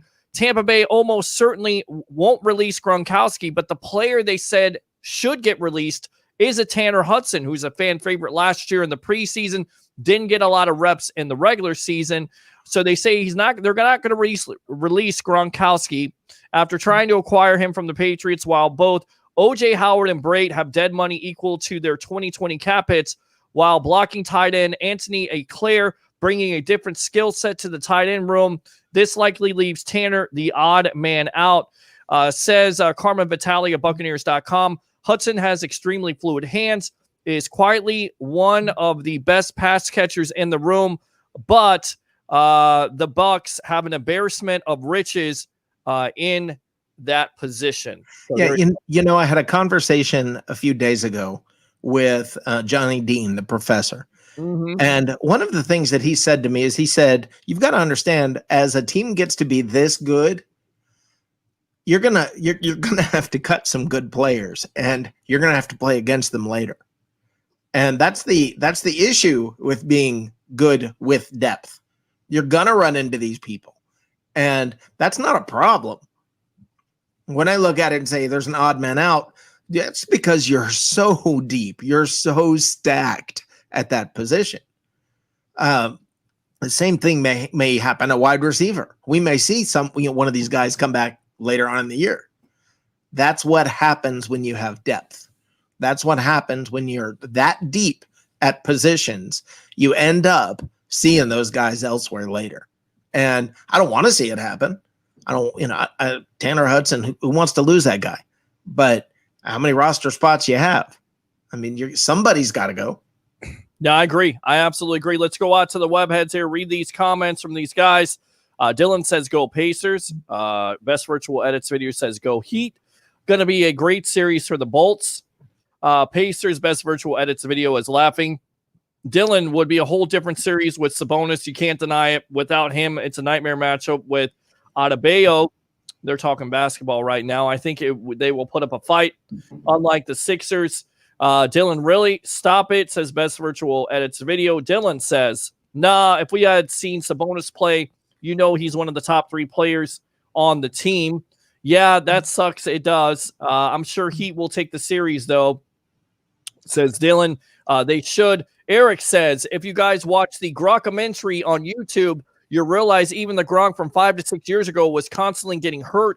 He would always come back stronger like AP, but still keeping his pitch count lower and saving him for the playoffs more or less may not necessarily be a bad idea possible. Eric says also, obviously, if we need to play him more to get us into the playoffs, then play him more for that. Well, there's 2 ways to look at that. Yeah, there's whether you do that initially, whether you just play him as much as you can right off the top, let Brady get the experience in the meantime and the comfort level and everything with Juice and with Brate and with all the rest of Eclair. Let's let all of that develop, and then you get Brady for as long as you can have him. Maybe that's the route they choose to go. Yeah, you don't count on a player getting hurt. Hold that thought. We got a phone call. We'll get great. Let's go back out to the phone lines. Welcome to the evolution of Sports Talk Television. You're on with yours truly, along with Rick Hughes from the Cheap Seats. Hey, how's it going? It's Chris. Hey, what's up, Chris? What's on your mind, boss? Hey, not much. I just got the last part of that conversation you guys were just having. Okay. Yeah, and I would agree. Bucs aren't likely to keep 5 tight ends. I would be very surprised, but it's going to be Gronk, OJ, Brate, and Anthony Leclerc. Brate just restructured his contract, so he's not really going anywhere. Mm-hmm. Leclerc, just signed a $2 million deal or something like that. Yeah, something along those lines. Yeah. Yeah, I do think Tanner Hudson will. Last year he got cut, and not many teams were interested in him. And I think it'll be the same way this year. I think he'll end up back on the practice squad, and maybe coming in. If there's any injuries later on down the road. Well, he may. I tell you right now, there may be somebody out there that watches his tape in the preseason and when he got some regular season reps and say, you know what? Maybe this guy can come in here, challenge for a starting position, or at least be a second or third tight end. So don't necessarily assume just because he doesn't make the team, he's going to automatically go to the practice squad. There may be a team out there that, like you said, has a tight end injury or sees his tape, because they have all kinds of scouts all around. They're always scouting everybody else's players. That's the great thing about the NFL. You can always get a job somewhere if you produce. Now, the problem is he doesn't necessarily have a lot of tape in the regular season, but just enough, I believe somebody would pick him up. He was easier to hide last year. Right. Yeah, but I still think he's easier to hide this year because, Okay. I mean, the biggest thing, and now this is something I don't really care about, but for some, the NFL is big on tight ends blocking, and Tanner Sure. Hudson just is not a good blocker. So I could see that being one of those, he can catch, but he can't really block. So maybe we'll just find someone who can block better. Yeah, I mean, you look at you look at the way tight ends are used right now. You have a Travis Kelce who's making $14.3 million a year. You have Greg Kittle, who's making $15 million a year. And what are they good at? Not only pass catching, but also physicality at the line of scrimmage, run blocking, and also protecting their quarterback, helping that offensive line out. That is the new age of tight ends. Not only do you have to be athletically gifted by catching passes, but also in the block game. It's not just one or the other. You have to be both. Yep, definitely. And, I think Claire, he's getting better with his hands, but he's a really good blocker. Right? He's mediocre, average blocker, good hands. And then, OJ and Gronk are pretty much, they both can block really well and they both can catch. I guess sometimes OJ can. Well, that's the question mark. And how much Harlem Globetrotters. Right. Awful play. But I tell you right now, it certainly seems like Gronk is rubbing off on OJ in a good way with, not only the respect factor, talking about the confidence, how Gronk and Brady are saying OJ is good. That's what Coach Arians was talking about this week. And then on top of it, showing him how to run block, footwork, and stuff like that, that once again, you can't really, Chris, put a price on with Gronk in that room. It's just going to be so fundamentally important for this season. So here's my question for you guys on that. Sure. Because I really felt OJ had really good production his first 2 years. I think he had 6 touchdowns in each of those seasons apiece. Let me see. Was Cutter really, or not Cutter himself, but just his staff really that bad at developing players? Yes. OJ. Yes. The one thing that Chris, I think to think about is when Cutter said about Winston, for instance, when Cutter flat out said, I'm not going to coach him. I don't feel like I need to coach him. He's a professional now. I don't think he needs to be coached. And now you hear things like from Brady. Brady's getting coached even now by Arians. I think I honestly feel like both him and Mike Smith, both Cutter and Mike Smith, somewhat mailed it in. I don't feel like there was a passion to win from either of them. I think there was, they'd get fired up a little bit here and there, but I don't think they had a long-term passion or a long-term goal to win. It was, everything is for years. How many times have we heard one game at a time, right? One game at a time. And there's a lot of truth in that. But think about this year. While you play and focus on one game at a time, you're not, the goal is not one game. The goal is the Lombardi Trophy. There's a whole different atmosphere about excellence. And under Cutter, it was sort of there was a half-hearted passion. I think you had a lot of players who were just kind of out there winging it, doing whatever. It wasn't as bad as like with Raheem, but I feel like under Cutter, once Cutter became the head coach, I just feel like the team began to lack discipline. I think it had, ironically, the offense had more discipline under Lovie Smith, which I find funny. Now, it doesn't mean the production was better, but it was just wild.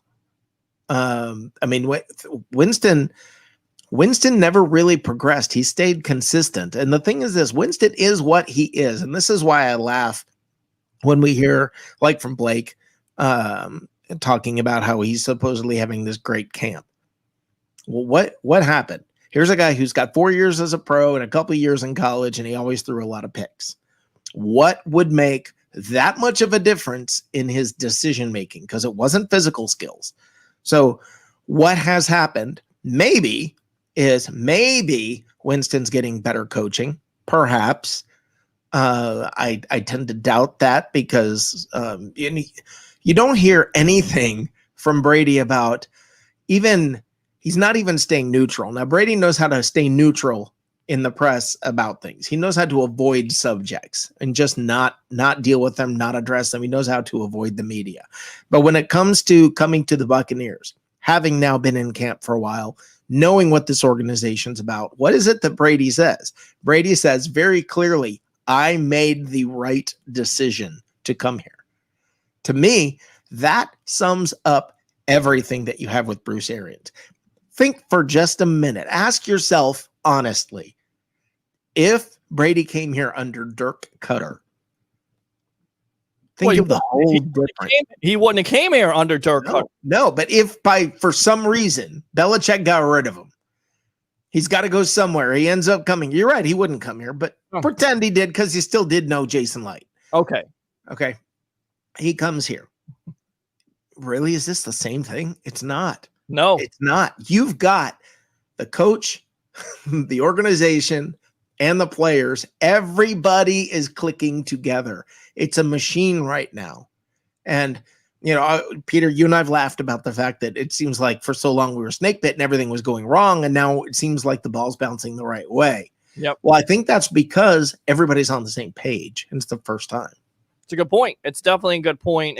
And I think, we'll see what happens with the Winston situation because the Bears watching. A lot of Bucs fans out there still are Winston fans. And we heard from Stank Bastard the other night of the Bucking Idiots and Loose Cannons, how he felt about that. We'll get that clip up there if you want to see it. But what else, Chris? And I'm a Winston supporter. Twitter calls me a Saints fan, although I find that funny because I call him to your show almost 5 times. Almost every night you guys are on talking about Bucks. Absolutely. I agree. So here's the first thing. Is it Rick? I forget your name. Sorry. Rick Hughes. Rick from the cheap seats. Let me add this to Chris too. Rick Grimes from Atlanta? No. Not well, we have Rick from Atlanta, but this is Rick Hughes from the cheap seats. He's also in Atlanta. So with the whole Dirk Cutter not being able to develop players, if there's a clear example of this, that would be Rojo. I mean, just 77 yards his first year. Kid doesn't know the playbook, doesn't get coached up, doesn't get used correctly. Right. And now you're looking at him, and he's a totally different player. That is indicative and an absolute indictment on that coaching staff from Dirk Cutter and Mike Smith. Right. And I get that. I think, I don't know, when Winston first joined the Saints, he made that comment, well, it's nice not having to use Google for – I don't think that was a shot at Arians or staff. I think that was a shot of 3 years under Cutter. What was it that he said? He said he had to Google defenses, stuff like that, because he just wasn't getting it from Dirk Cutter. I don't think. Right. That's exactly what I was saying about Cutter, just feeling like he didn't have to coach him. And what was it? Last year I was at a game and I talked to me and my brother-in-law talked to this booster from Marshall, and he had to talk with Byron Leftwich, and Byron told him the same thing, like Dirk gave up on Jameis, didn't want to develop him.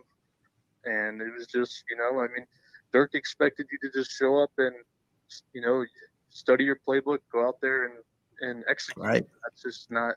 That's what that's what I feel like I noticed. And I think you're right. And that's what I saw from him. Yeah. And it infected the entire organization. And when you see a team that in general, nobody really was focused with, there was a great quote. The Buccaneers put a video out today. The Current, I think they call it. Yes. And, or yesterday. And one of the great quotes was, "This is not a season of hope. This is a season of expectation." Yep. And in past years, there's been a hope. Maybe this will be different. This year, it's gonna be. That's their mentality. They believe that it's going to be different. It's not even a matter of maybe we'll win the Super Bowl. Even if you're saying when you're aiming for the Super Bowl, there's not, not making the playoffs and all that, that's not even in their mind. They expect they're going to be in the playoffs. It's a given. We're beyond that. Now we're moving for something greater.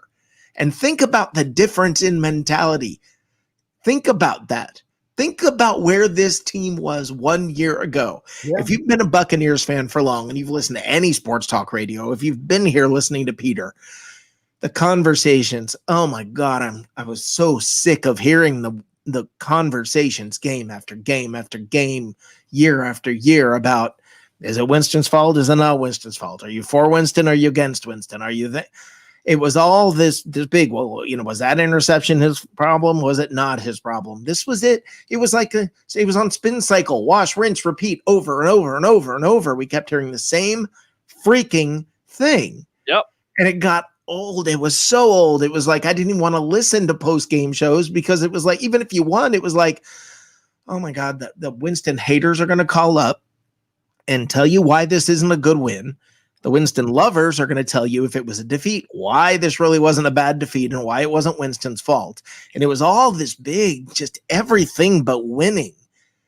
Everybody was so polarized and all you cared about was whether you could prove your point about the quarterback. And now it's about winning. Everybody's talking about winning. Everybody's talking about how far is this team going to go? Nobody's arguing over whether the quarterback's good or not. Nobody's saying anything about that. Mm-hmm. So, I mean, it's at least the narrative has changed. At least the expectations have changed. At least there's now a belief that we have the skill positions and the players that can take us to the promised land. Not, gosh, I hope we make the playoffs. Yeah, and then that's how it is right now. Thanks a lot for the call, Chris. Appreciate you, all right? All right. Have a good night, guys. All right. Good night. 727-255-0391 and 727-255-0391. It's the Sports Web. I'm your host, Peter Blake, along with Rick Hughes from the Cheap Seats. Let's go out to the web heads here. And I want to say one thing. I don't hate Jameis Winston. I actually really wanted him to be the Buccaneers quarterback. I used to joke when he was in college. I'd always say, take a dive for number 5. I mean, I wanted them to get him as to be their quarterback and watch Peter's head explode. I'm a Gator fan. Okay. And I wanted Winston because, I mean, I watched him play and it was like, there's something about this guy. And I still believe that he has that capability to be that good. I just think he has to be on a team where he is not the leader, where he doesn't feel like he has to act like and pretend that he is the leader, that he is the source of everything that's happening there. And I don't think he could handle what happened in Tampa when they drafted him to be a franchise quarterback. I think they need to just allow him be the quarterback, but there's got to be somebody like a Sean Payton. There's got to be other pieces to the puzzle that it's not all on him, because I think physically he has the gifts, but there's something going on up here that causes him to make bad decisions and just it's whether or not he knows how to balance in the moment. Do I have to be the hero or is it time to throw the ball away? Sometimes it's time to throw the ball away. And that's one of the things I'm really looking forward to seeing from Tom Brady. I'm really looking forward to see pressure on Brady and he just throws it out of bounds. That's going to look so different. I don't even know what that looks like anymore. and to be fair to Winston, he did some of that in the second half of the year. He got better with that, but that was, again, his downfall with the turnover situation. Let's go out to the webheads here, read some more of these comments from these guys. A lot of people responding tonight. Chris Wills says Super Bowl or bust. Eric says, Peter, watch out. Andrew Siciliano's ears are in the background and they're attacking you. Ben says Cutter was just a 3-year interim head coach of the Bucs. No more, no less. Eric says, if I didn't dislike his ethics, I would have said that. But those things were poking you in the head, man. That's all right, Eric. Good stuff. I respect Jameis Winston, says Michael Scott, but Jameis Winston is no longer on this football team. If everybody thought that Jameis Winston was going to be the right quarterback, he may still be there, but Tom Brady was there, so we took him. Speaking upon Dirk Cutter, he was a sorry-ass football coach. That's why the Falcons can't go nowhere, at least a part of, I think he's saying, their downfall. Eric says, question, all I want to do is watch every single Bucs game this year. If I could do that, I don't care about any other team. I live in Maryland. How is it possible without getting direct TV? I'd rather not stream or redid it. Is there an app or something? I really don't know about an app. I think you would have to get direct TV.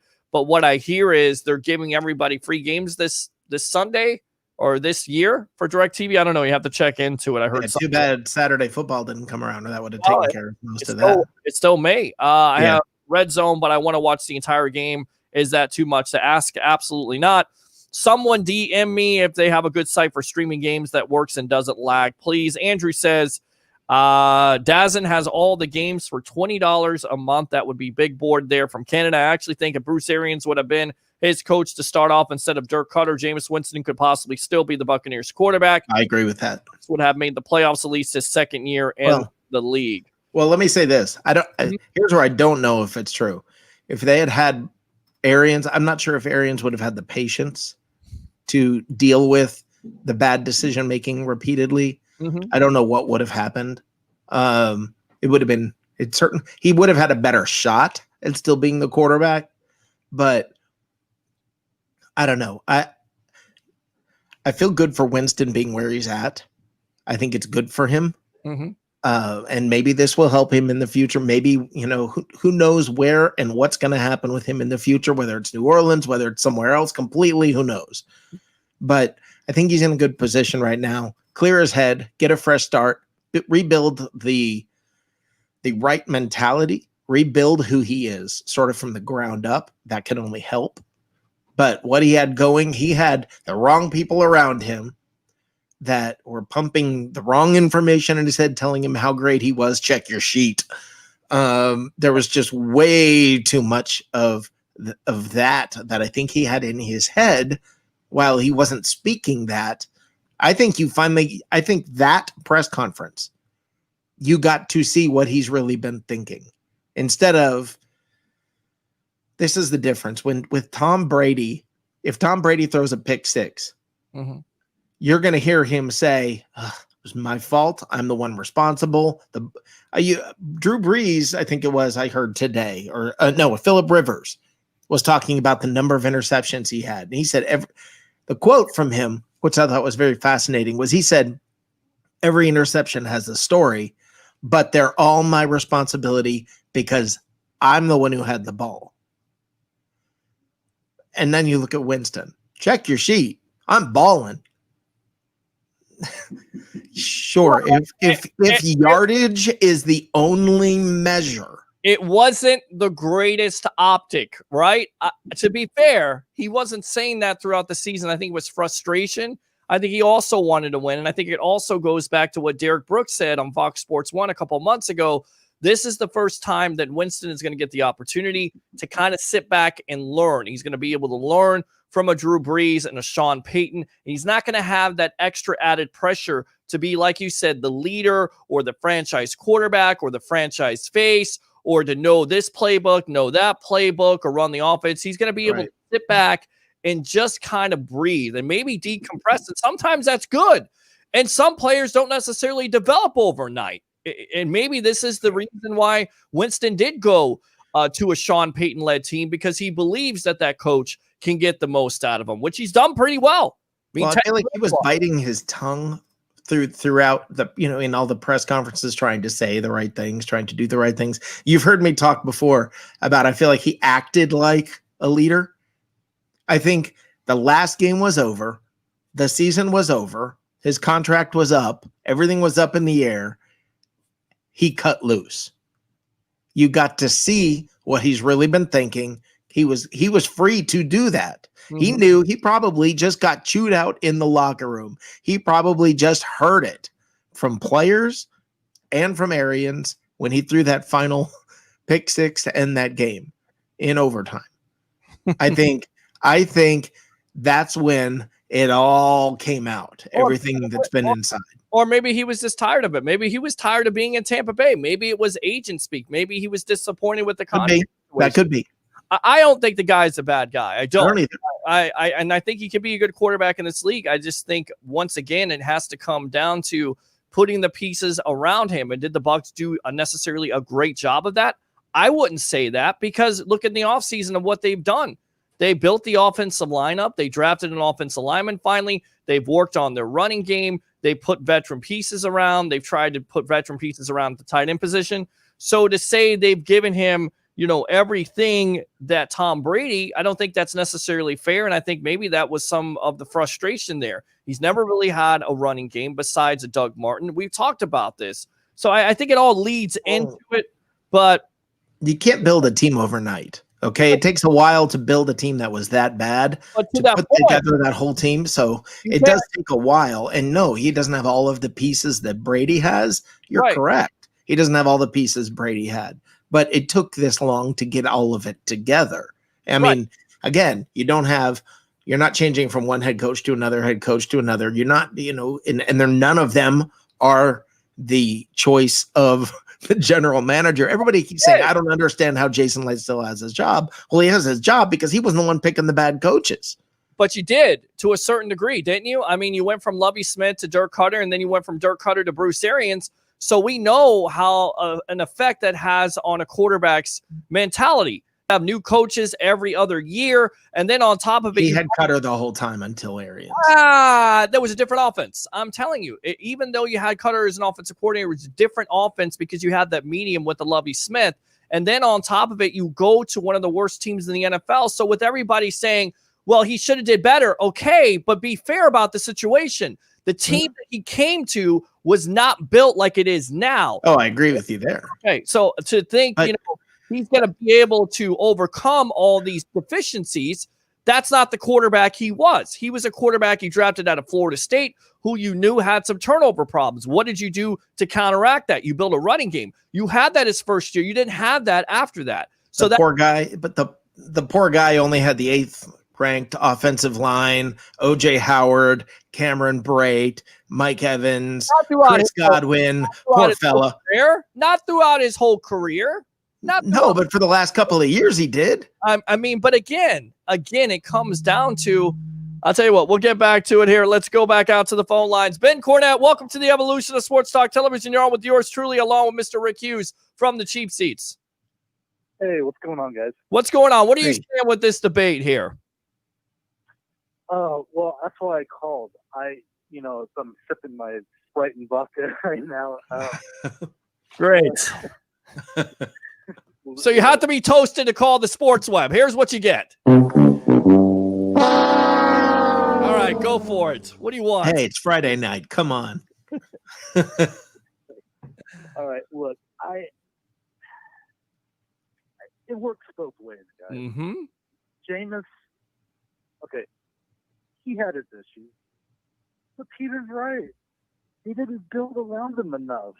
Now, I get what you're saying, Rick, with taking, it takes time to build a team. And that's true. But here's my problem. It's how we drafted was the big issue with me. Mm-hmm. We only drafted a few offensive linemen before Bruce Arians came. That's an important position. One of the most important positions in football. If you have a great offensive line, you're going to usually have good quarterback play. But do you remember how bad that defense was? Well, I mean, doesn't that play into it? I mean, that plays into your offensive scheme. If you're throwing the ball more than 40 times a game, which, by the way, 41 times, with a quarterback that also, by the way, is prone to turnover situations, you're basically creating that storm for yourself. So you're asking a quarterback that we know with numbers, he gets to a certain threshold of 30 to 31 throws, you're good to go. But once you get past that, then you start playing games. And I get it's so easy to throw in the NFL, but here's a player that feels like he can make every throw. And maybe that's the downside of it, because he believes in so much of his athleticism and has so much confidence in himself that he's trying to force those throws that he did in college. That's why it's so important to have a running game. You have to have it. You had so many holes in so many places and a quarterback running around eating W's that it was, he was not the right guy for the job. Now, I hope the best for him. I think he's in a better situation right now. but I don't think he was the right guy to be on a team that was going to take that much. There was a lot of rebuilding that had to happen. The Bucs turn. I'm glad you mentioned that because somebody posted that today on my timeline, and Mm-hmm. look, as much as I like Jin, I couldn't defend that, man. That was embarrassing. It's tough. It's tough to defend it because of all the interceptions that started games. You can't defend that. But what you can say is that this running game has been lacking and the defense has been lacking. If you had both of those facets to help you out, which the Bucs improved on in time with and got better with, they would say it. But I think, again, the decision came down to the last two games and whether it was fair or not without your two top receivers. When you throw a pick six, you're throwing pick sixes, and you're throwing interceptions, you're throwing 6 interceptions in the last 2 games. That's what it comes down to. But to say, this is all on him and he failed. It wasn't all on him. Right. I'm saying, look, Joe Burrow is going to a bad situation. And everybody thinks he's going to go to that team and improve them overnight. Oh, that's that poor guy. Right, but that's what it comes down to. When you're the first overall pick, you're going to the worst team in the NFL, and you're not going only to the worst team in the NFL, you're going to a team that is not only deficient offensively, but also defensively. And if you're deficient in both of those areas, including the run game, and you're asking a quarterback to come back and throw the ball more than 40 times a game, you're just asking for it. You're asking for it. Agreed, but you have to throw 40 times when you're throwing pick sixes, when your defense is just, there's nobody in the middle of the field. Sure. You have to. So Winston did not have much of a chance, especially with the head coaching that he had. The real problem is not with Jason Light. The real problem was above Jason Light. The real problem was the organization itself. And the way that they were hiring coaches, the way that they were bringing in free agents. It was not all of the pieces were working together towards a common goal other than selling tickets. Mm-hmm. This is the first time in decades everything's been working towards a football end. Right. But you get a veteran quarterback in a Brady, so you feel good about that. But I wouldn't feel good about Brady coming here if you don't have some type of running game or you don't have a somewhat of a proven defense. I wouldn't feel good about that. I got a question though. Yeah. Didn't Brady, was that part of trying to sell tickets though as well by the Glazers? Sure it was. Look, the reason why they turned the page on Jameis Winston is because they started to do investigative researching after the Carolina game. This is what Peter King talked about from Pro Football Talk and Sports Illustrated. They started to really look into it and started to get reports from New England that he was unhappy. He was discontent with the Belichick situation because of Jimmy Garoppolo. Belichick wanted Garoppolo. Robert Kraft and Tom Brady and Alex Guerrero were trying to keep their standing in New England. And basically that relationship was fractured. So once they got that inside information, they legitimately thought they had an opportunity to get him. And I still believe to this day that if Winston goes out with injury, most likely they re-sign him unless they think they got Tom Brady. And they felt like door number 2 was going to be Tom Brady. That was the guy they got. They turned the page. I'm okay with it. But I think not only it's on the organization of the Tampa Bay Buccaneers, but it's the NFL landscape. And it's a little bit unfair, Rick, because you look at a situation with the Green Bay Packers, right? You have Brett Favre for so many years. You draft Aaron Rodgers. You don't throw him in there in the first year. You don't even throw him in there in the second year. You let him sit back, learn from Brett Favre, learn the offense, and in 3 years he's in there taking the Packers basically to the playoffs and then eventually to the promised land. The NFL landscape has changed. Yeah, it's a different NFL. It's a different NFL. You're throwing quarterbacks in there expecting them to have success because you're simplifying the offense. But the problem is the team around you is not that good. Right. So the quarterback basically has to be the deodorant to cover up some of that stuff. And you can't do it if he's a turnover machine, which is what Jameis Winston was. But to be fair, go ahead. Oh, no, I was just going to say, Burrow's going to have it tough. Sure. You know who I think could really do pretty good, that he might not be starting now, but Justin Herbert for the Chargers. He's going to Don't be surprised. on the bench. He's going to be on the bench. You know, Tyrod Taylor is going to be the starter, but that's a good thing, maybe. You know, so you don't have to be in. Don't count on that. Don't count on that. From what I'm hearing about what's coming out of camp, I don't know if that's going to be the case. You're hearing a lot about Herbert's having a better camp than Taylor is. So I don't know if that's the case. I don't know though. Are they going to do? Is Anthony Lynn going to just do that? No. And let me say this about Brady selling tickets. Brady was not brought in for the purpose of selling tickets. Brady was brought in by the coaching staff. The coaching wanted him, not the ownership, to sell tickets. The point of Brady by the coaching staff was bring him in to win. And, oh, good, we get to sell tickets. Not, oh, wow, bring him in, we can sell tickets, and hopefully we can win. Well, I mean, knowing the Glazers, though, they have a history of that. And remember, they almost got Gruden back, but Gruden priced himself out at the time. There's no way the Glazers are going to pay what he wanted. $100 million, right? Yeah, so the Glazers had part of that decision. They were involved. They're owners. You know, they've made a lot of it. Oh, I'm not saying that that they were not involved. I believe this was.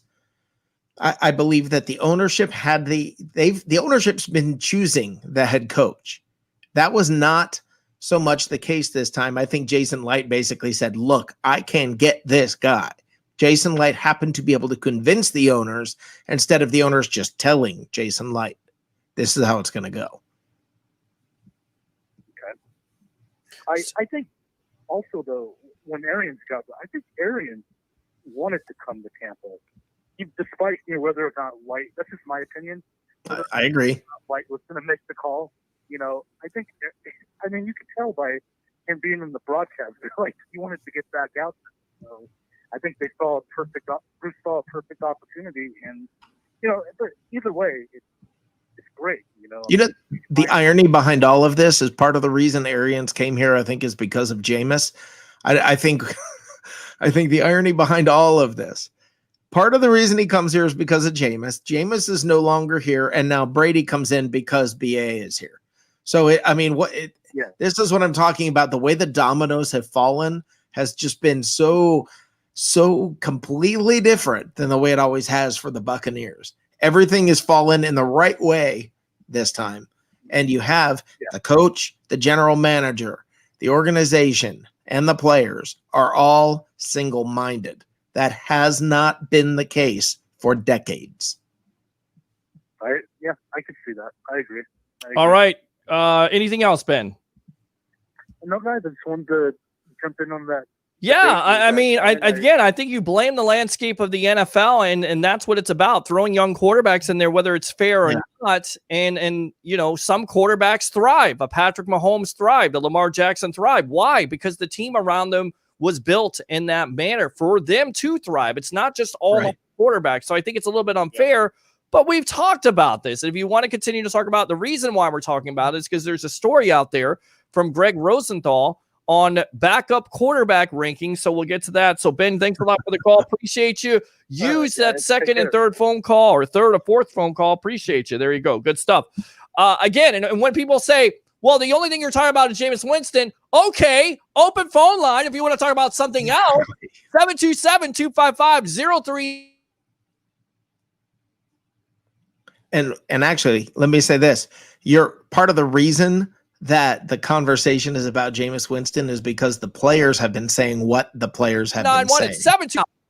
Go ahead, Rick. I'm sorry. No, I'm sorry. You froze there for a second. So what happened is part of the reason we're talking about Jameis Winston is the players are making comments about Jameis Winston. Correct. Pretty much every player. So it's not like we're sitting here, nobody else is talking about him, and we're just pulling this out of thin air. No, we're responding to what players are saying. You're hearing an organization that has come to a realization. You're hearing players voice their opinions.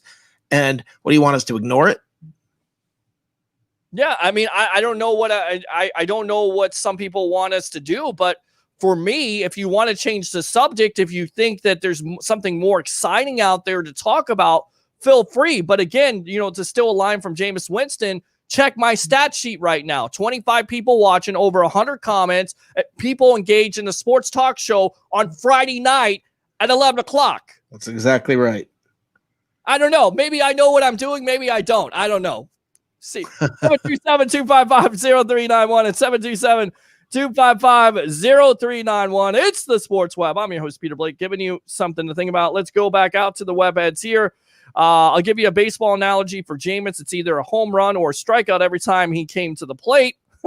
Who has a bigger role, Kyle Love or Nacho? That's a great question. I don't know how to answer it. I think Nacho because of the experience, but I definitely think Kyle Love is going to get some opportunities to fill in for players to give them a break, and that's going to be a good thing. What do you guys think of Jameis Winston and Zip being the starter for the Saints? Say Drew Brees goes down like he did last year. Do you think Jameis is capable of doing what Teddy Bridgewater did? I don't think that would be capable of doing it. I think it is capable. You know why? Because the team around him is built like that. You have a running game. You have types of players, though, right? Aren't they? Aren't they just different kinds of players? I mean, I have faith in that coaching staff to say that they'll know how to use him properly. But you're just comparing Jameis and Teddy Bridgewater. You're just talking two different things. You don't know. You don't know. You lose a starting quarterback. Any team loses a starting quarterback. There's a price to pay. Yeah. Because you've built your team, you've worked your team, you've designed your team.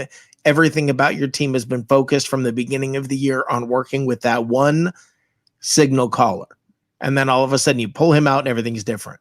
I mean, well, I think it also comes down to coaching. Maybe he'll respect Sean Payton a little bit more. Then maybe Payton's able to get through him. Who knows? But I really know he's got the weapons. He's got a good offensive line that can protect him. And he certainly has a defense that's not going to fall in their face. Now, to be fair, that Bucs defense in the second half of the year played well. But the first half, people seem to forget about it.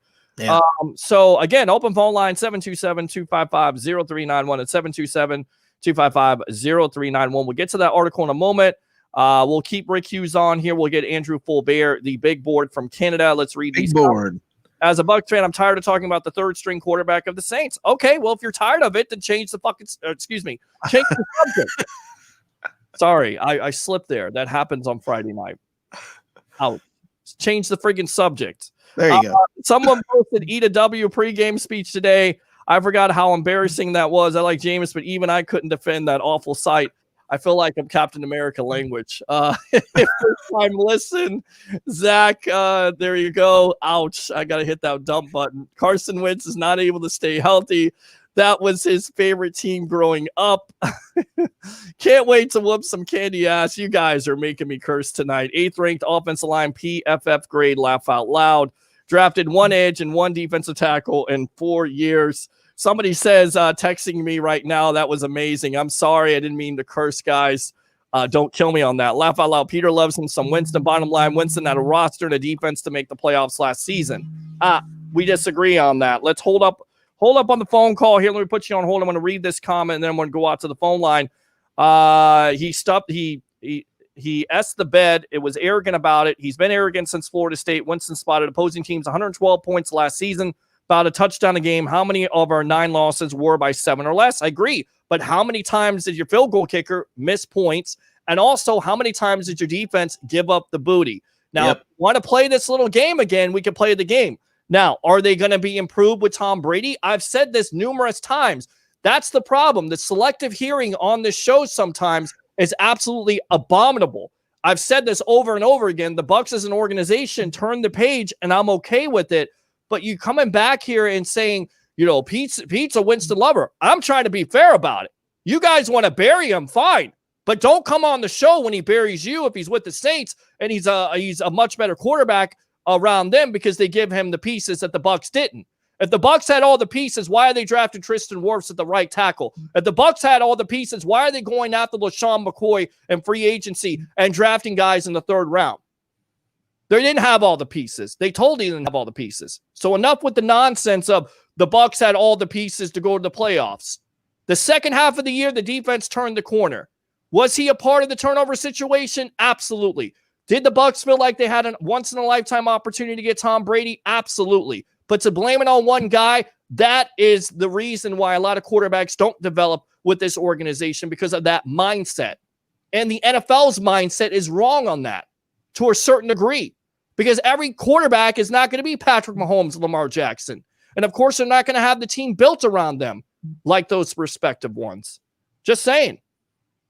All right. What quarterback was the right guy at the time? Rick Mariota, Luke McCown. Team last 5 years was so inconsistent. This year, we assume it will be more stable off of 3 padded practices. I assume, Chris, because they have Tom Brady, who has 6 championships and 9 playoff appearances. This is another funny comment. We assume that Tom Brady is not going to be as good as he is. Why? Because he threw 24 touchdowns and 8 interceptions with 1 running back and 1 wide receiver? Come on, man. Tampa Bay Ray Kennedy, help me out here. Best of the Bay. I'm cursing and everything else. Welcome to the Evolution. You're on with yours truly, along with Rick Hughes. We got Andrew Fulbeer, the big board, coming back up here. What's up? I just had to say that you guys, talking about being Jameis defenders or whatever, Rick nailed it on the head, but Peter, you backed him up on it. It goes back to a couple of years ago, and Rick said it went above the coach. It goes back to when they fired Lovie Smith, who I don't know if Lovie Smith would have been a development tool that Jameis needed, but then they put Dirk Carter in there, and Dirk Carter was the most emasculated person I ever knew. He had the character of a ground mole. His offensive scheme, Mike Evans was getting off, right?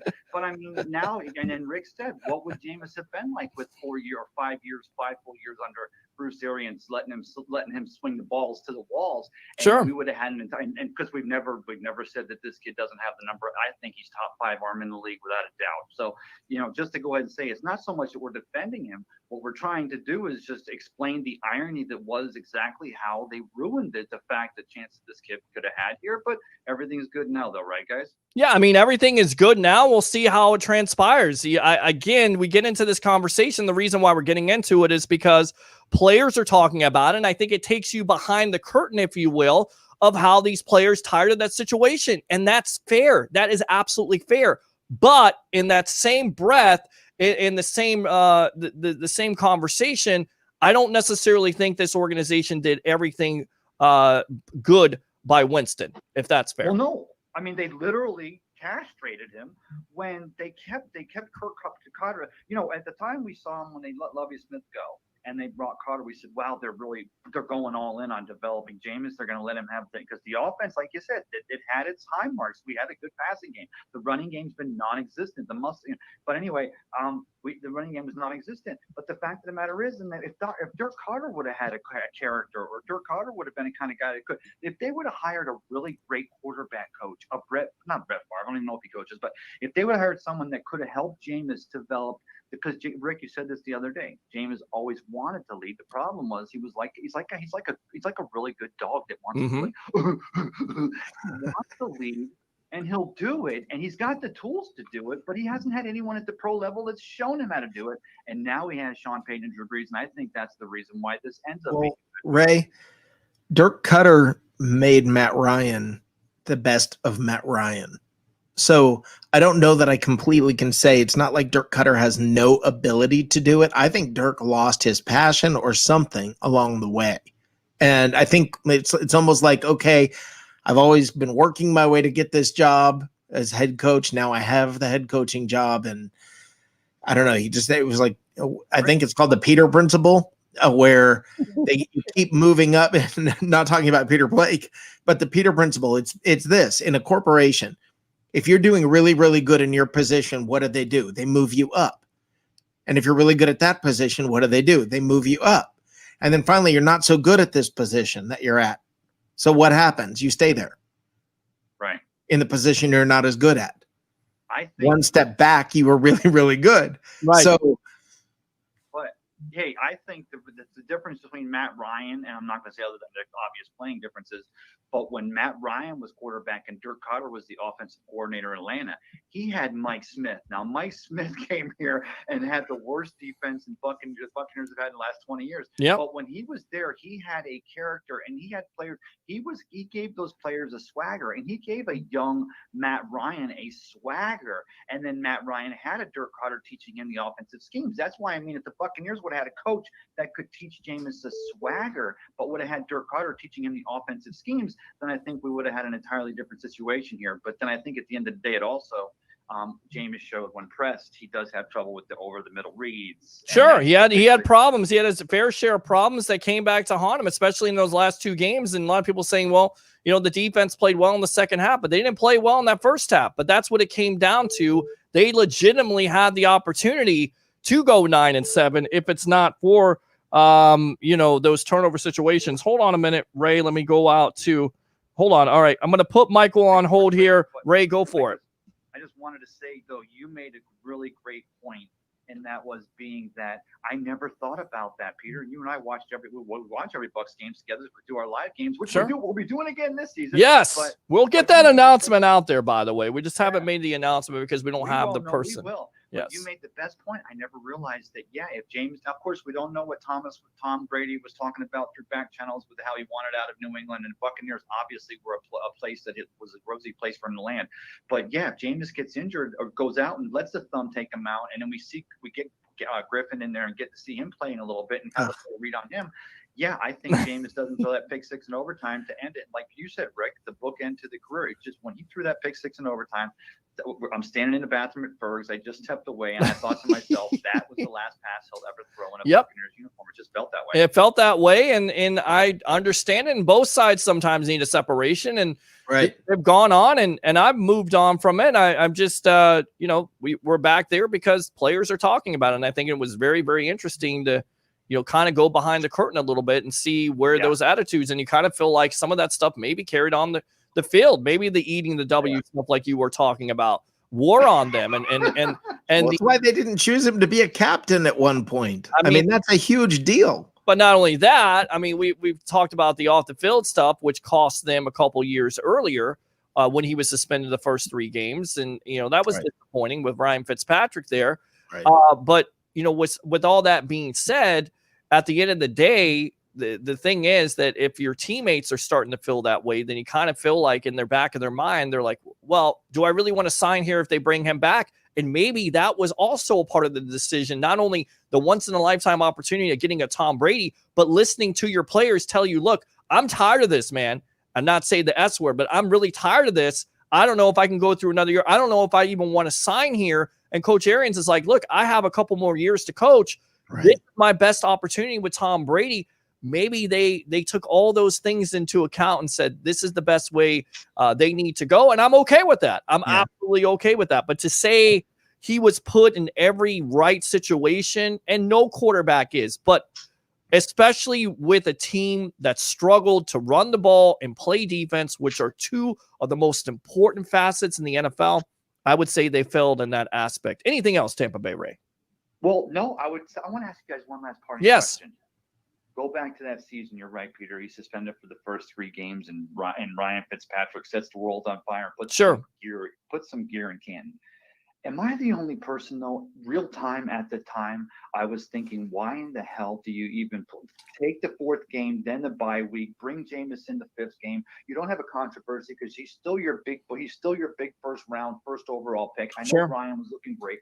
But he comes in that game. What was it, against the Bears, right? That horrible, a horrible way to bring him in. Cold, not throwing the ball, and their whole excuse was, well, we're trying to give him reps. Come on, man! You're trying to give him reps in a blowout game. Get the hell out of here. This is where the problem came from. It came from above the coaching.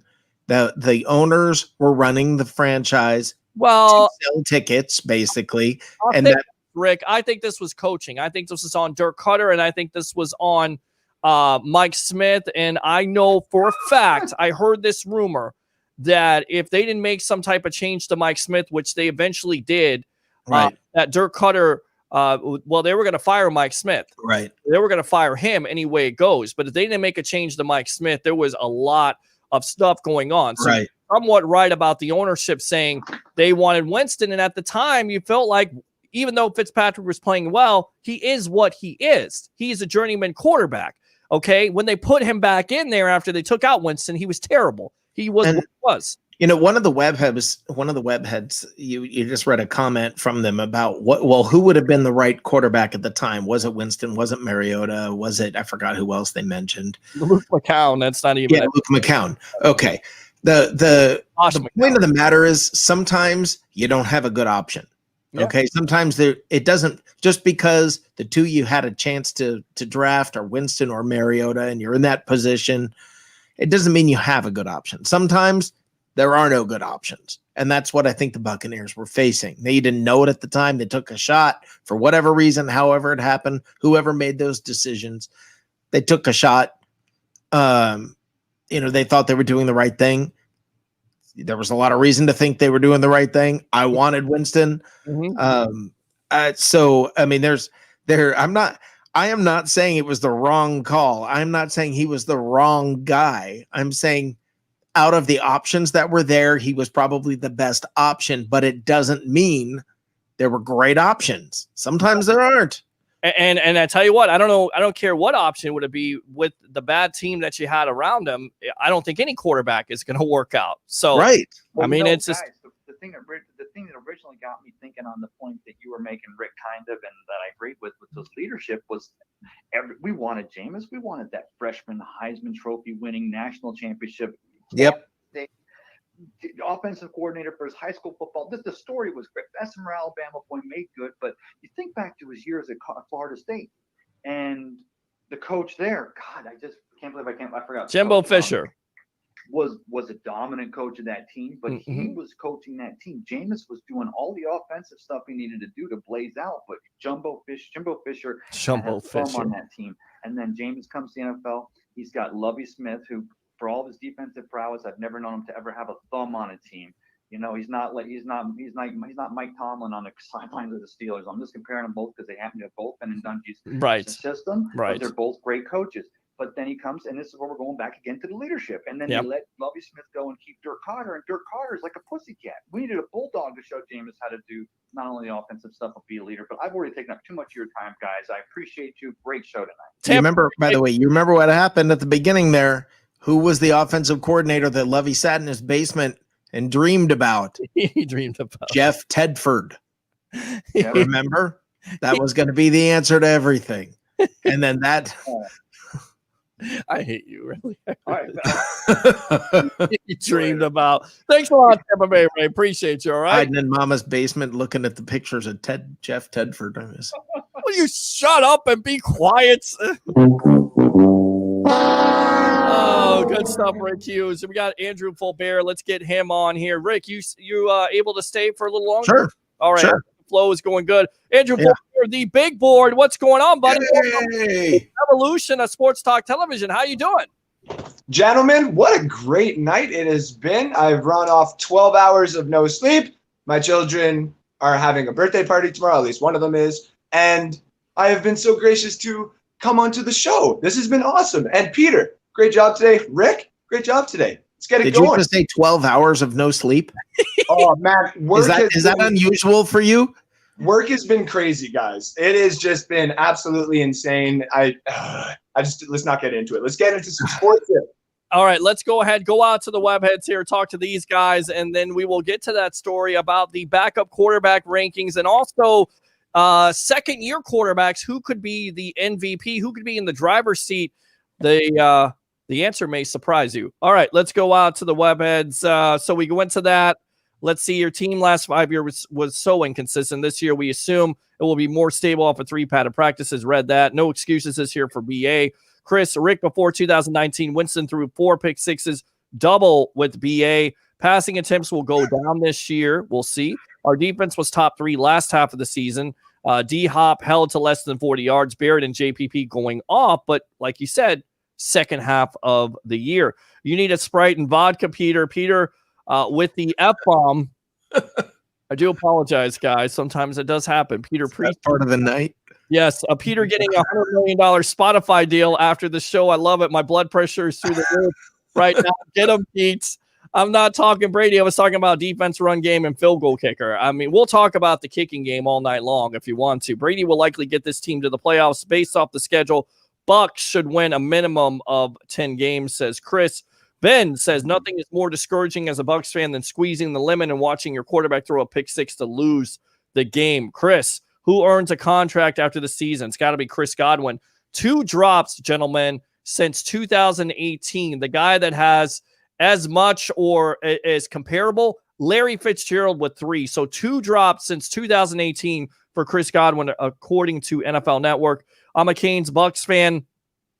Hated Jameis in college. My girl went to FSU. Maybe that's why we're not together anymore. Oh, my goodness. Point is, he was the best Bucs quarterback in my lifetime. I've always remember that the joy he brought me and love for that. Problem is, sometimes we only remember the good times and not the pain. Wish him the best. All right, best virtual edits video. Godwin, the big board. Ben Cornett, Jeff Teffer just didn't have the heart to be the Bucs offensive.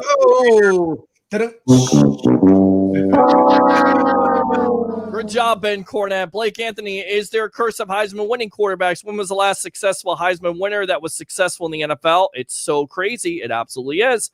Not sure, Blake Anthony. Maybe Carson Palmer. Now, the reason why we mention this, of course, JPP had some comments, and of course, now with Sue coming out and saying, I signed here, or now you know who the quarterback is. This goes back to Bucs Wire, Colin Leota.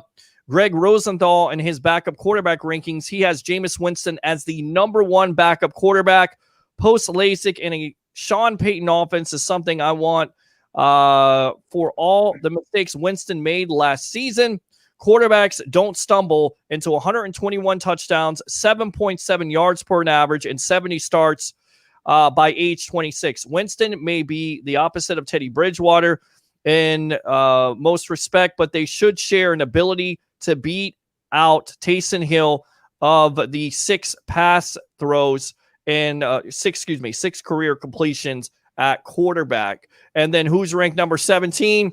Rick, your favorite guy, that would be Mr. Blaine Gabbert. Yeah, my favorite guy. Bruce Arians likes Gabbert, which is a strong point in his favor. He needs to be careful, though, after Tom Brady got his last handsome backup run out of town. So, my favorite guy. I had to say it. All right, Andrew Fulbert, the big board here. We'll give Rick a break. Let's talk to you about this in the Jameis Winston situation. Players kind of unveiling the curtain a little bit. JPP talking about the Bucs made the right decision by changing quarterbacks.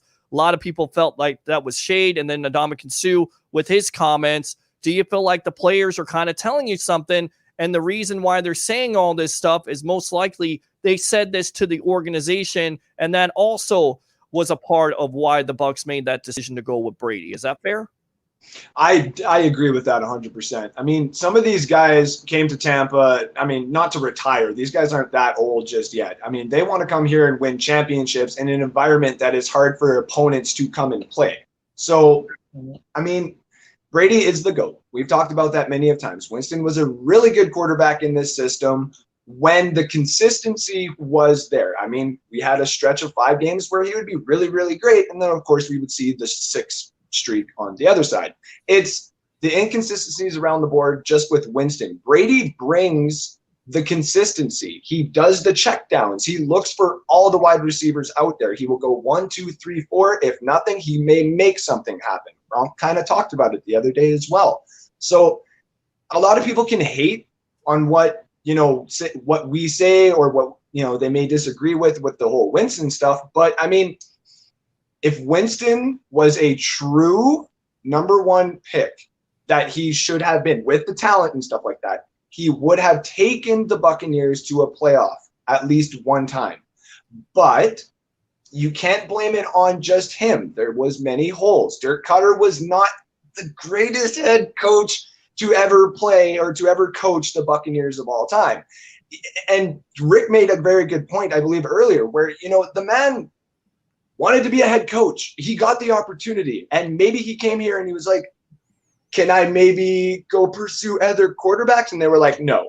And he's like, maybe he had a hissy fit. He's like, oh, I can't really win, if I got Jameis Winston as my quarterback. So, of course, people are going to hate. Of course, people are going to keep bringing up Winston because we haven't seen what he's done yet. And that's what this offseason has brought a lot of. We had the talks. I got involved with Bucs Report right when the conversation of Brady coming in was starting to happen and everybody being like, we don't need Brady. We need to keep Winston and let him develop.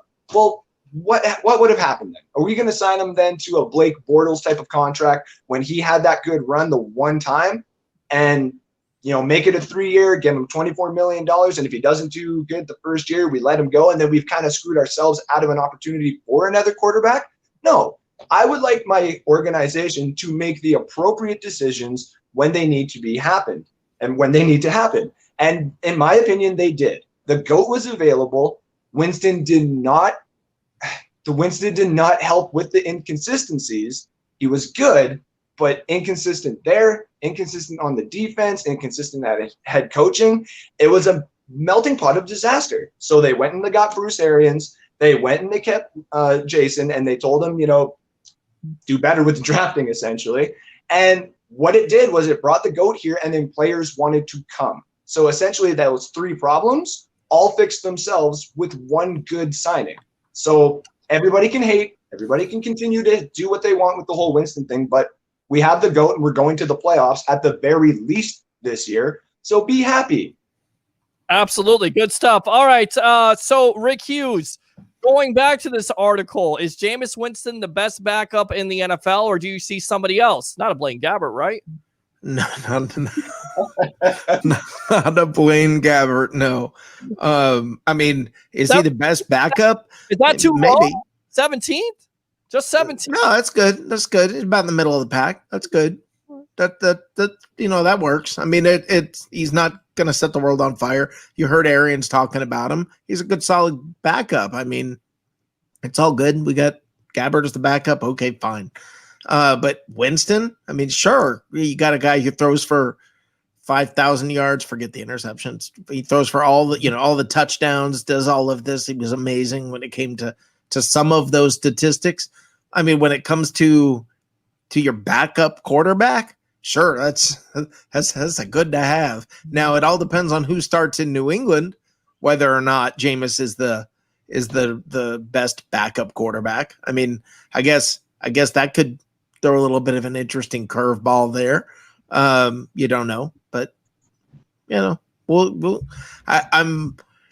I'm fascinated by is now you watch how many people, if Jameis has a few games, everybody's going to go, oh, it was such a bad mistake. And as if Jameis was going to be whatever. If Jameis has success now, it may be because of where he is. Right.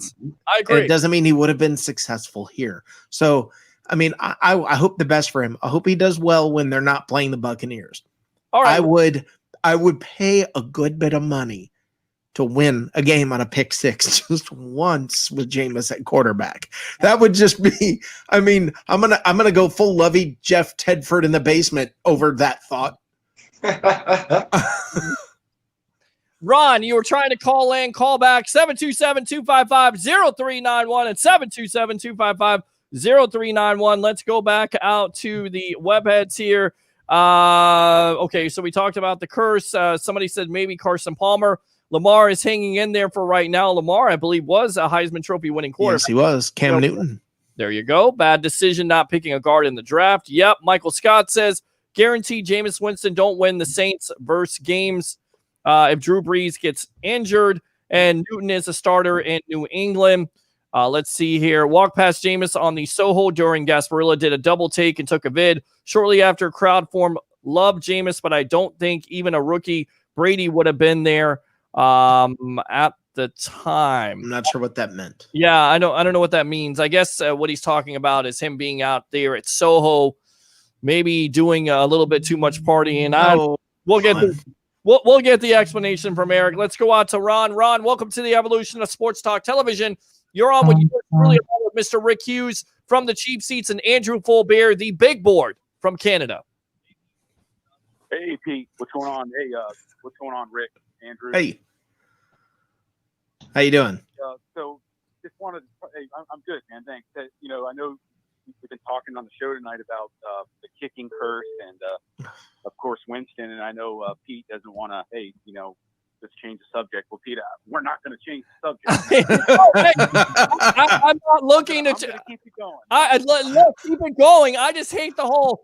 You guys are talking about Winston. How dare you? He's not the quarterback. Well, it's the Pro Football edition of the Sports Web. So we talk various teams here, and seeing that Jameis Winston, even though he is the third string quarterback, could be possibly the backup quarterback in the NFC South playing for a division rival and the Saints. That's why we're talking about it. And by the way, once again, as I always tell people, you keep on talking about it. You guys keep on watching and keep on commenting on it. I'm going to keep on talking about it. You get what you asked for. Go ahead, Ron.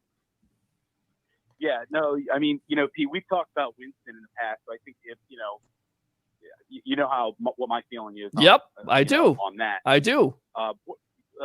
Definitely not a Winston hater. Definitely not. Was never anti-Winston. I wanted the best for him. It just didn't work out.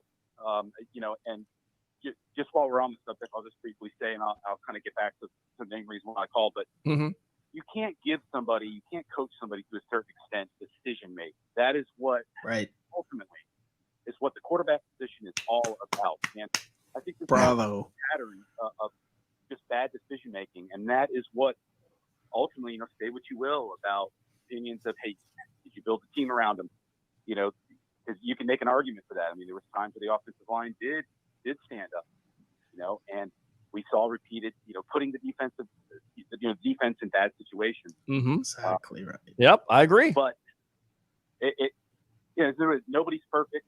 But that was the one thing I said when we drafted Winston. I was kind of for it, but I had my reservations about the turnovers. Sure. But getting back to the kickers, because I know we were talking about kickers, and that's just like this whole subject. Like nobody knows it better than being Tampa Bay Buccaneers fans. It is the most agonizing, annoying thing. That we just can't seem to find. Are you worried about this situation that's unfolding with the Matt Gay, who's already missing? And I get it, practice, and Joshua Cole Allen talked about it, but it means a lot because you don't have those game time situations with preseason. So if you're missing games in practice, and the Elliott Fry seems like he's pretty successful, he missed a couple kicks, but he made more kicks than Matt Gay. I feel more better about Elliott Fry, and I think the Buccaneer organization and this coaching staff, and especially Bruce Arians, if Gay keeps on missing kicks when he needs to hit those, they're going to have second thoughts. And don't be surprised that if Gay is not making those kicks, that Jason Light says, you're gone. He's done before with draft picks. Nobody on this team. You either produce, do your job, or get out. Exactly. This team's not afraid to cut people. No. Absolutely not. We all know, like, I'm sure, Andrew, Rick, and we can all agree on that. Hell, I may all get cut, I may make up myself. I mean, and here it is. So if we go down our line of kickers, Matt Gay, Pete, 7 for 9 on field goals, 5 for 7 on extra points. Yeah. You can make an argument with Matt Gay. Okay, it was his, he's young, so you give him a chance. You give the guy an opportunity, and then we go to the kicker before that, Catanzaro, 11 for 15 on field goals and 23 for 27 on extra points. Okay, so that's not cutting it. No. And he had some experience. Now Santos, the kicker prior to that, let's look at his. Okay, so he was 17 for 17, I believe, 9 for 12 on field goals. You can make a case about maybe, I don't know the whole situation with him, and then you go back prior, another experienced kicker that had success in the NFL at one time was considered, pretty good. Folk, 6 for 11, 7 for 9 on extra points. Right. That's not cutting it. Nope. So, and you go back to Aguayo. I mean, of course, disaster. That's a whole other situation. You drafted that guy in the 7th. You took a big chance. Second round. Right. Second round kicker. But getting back to the whole thing, it's just one of those things. Like, I don't remember the exact situation with Santos. Maybe we prematurely parted ways with him. But my thing is, in this whole thing, guys, is can you really fix can you really fix kicking? I mean, I think it's so much. I think a lot of it is mental. That's what you have to potentially attribute this to be. And what do you really do if a guy just consistently doesn't get it done? If he's not getting it done, he's not doing his job, and it's an easy decision. I love Matt Gay, and I'll be a guy that will go to the wall and say Matt Gay can be the kicker for this team, because the kicks that he missed after the Giants game, he went 17 for 18. Did he hit a rookie wall? That's what he said on the Loose Cannons podcast. He hit some type of rookie wall. So I'm willing to give him an opportunity, and I think Bruce Arians and this coaching staff is going to give him every opportunity to succeed. And Jason Light wants him to succeed. But if he's not getting it done, and there's somebody that's better and he maybe is not has the as much potential as Gay, I don't care if he's making his kicks consistently, then that's the guy you have to go with. Do I still think Matt Gay wins the job? I hope he does, because I want to see it work out, because I don't want to hear the conversation, well, Jason Light, he drafted another guy, another kicker, and a premium pick or a draft pick, and you could get somebody off the street. And no, Matt Gay has potential. He has lots What street? Right. Yeah. Well, there's lots of people out there to say that. Go ahead. Does anybody remember why we parted ways with Santos? I mean, because all in all, his numbers were not bad at all. Does anybody? I'm trying to remember what. I think he was hurt. I don't. It's just been a. I'm still not sure why they got rid of Connor Barth. I mean, the guy, he just seemed. Connor Barth just seemed always like he was a good kicker, and they kept wanting to replace him, and then they'd bring him back, and then they'd want to replace him. I don't know why. They got rid of Connor Barth because he decided to play in a charity basketball game. It's all good to play charity, but if you mess up your knee, you know, then you're done. Then you're to no use. So they should have never got rid of Matt Bryant. I mean, that's what it comes down to. It's the Matt Bryant curse, and hopefully Gay can exercise that curse this year. But is that one of your biggest weaknesses for this team? Is that one of your biggest question marks, Ron, for this team going into 2020? Yeah, and like I said, I kind of go back to Rick speaking earlier. It is a concern, you know, where it should be, because it's been a lineage of this happening. And like I said, it's just a tough thing, because is there really a way to correct and fix it? I mean, I think it goes back to more of a mental state. These kickers coming here like the experience, like some of the experienced ones you had in Catanzaro and Nick Folk. You know, that you're knowing that aura is above you. Could that possibly be a reason? I don't know, but you have one job, and you have one job only. You can't do it. Yep. I agree. Go back to the drawing board. I mean, I know it sucks, and it's the most frustrating thing ever. And I wish, like I said, and I kind of agree with you, Steve. Maybe it is. I don't know. Maybe it's Matt Bryant kicking curse. I don't know. I have no idea, but I tell you right now, it's got to get worked out, and we'll see how this plays out, because the next 2 weeks will be telling. And if Matt Gay doesn't make his kicks, I'm not going to be surprised if they go in a different direction. Yeah, and when we were talking about, is there a reason to be concerned? I think it's a better question. Is there a reason to not be concerned? I mean, I can't think of any reason why you wouldn't be. We've got all the signs, all the reasons. We've got, of course, there's a reason to be concerned. Andrew, you had something to say?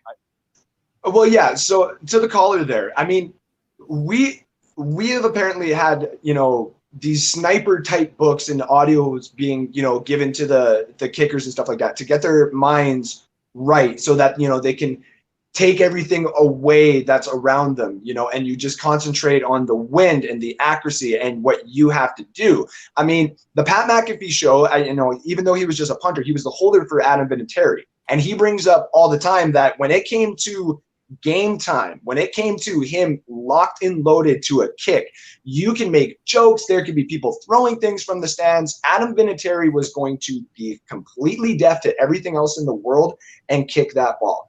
If we can get Matt Gay or any of the other kickers, but I think it's going to be Matt Gay, he gets that mental state where he needs to be. The leg is no question. It's all, like you said as well, and what Rick has said, it's all about that mental state. The only way to get into that mental state is, trying to beat someone that you're not, in a way, like a sniper, like a hunter. Just you deaf everything else away and concentrate on your job. And I think Matt Gay is going to get that here pretty darn soon. These misses that have been happening, it's going to happen. Fry has come in to basically just push them to show, what essentially veterans are, and Matt Gay is going to pick this up very quickly. Yeah, and then if he doesn't again, then there's going to be some big-time question marks. Good stuff, Ron. Anything else?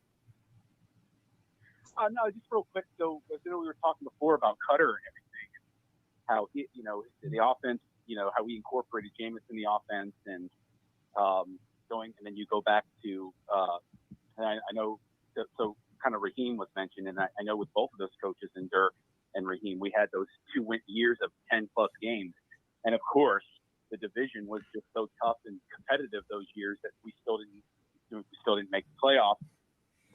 But do you think that was more of just a system that works up to a certain extent, but then, maybe it was just the way to coaching, maybe, like I said, the style, getting to discipline wise, getting too buddy with the players, and then next thing you know, players start.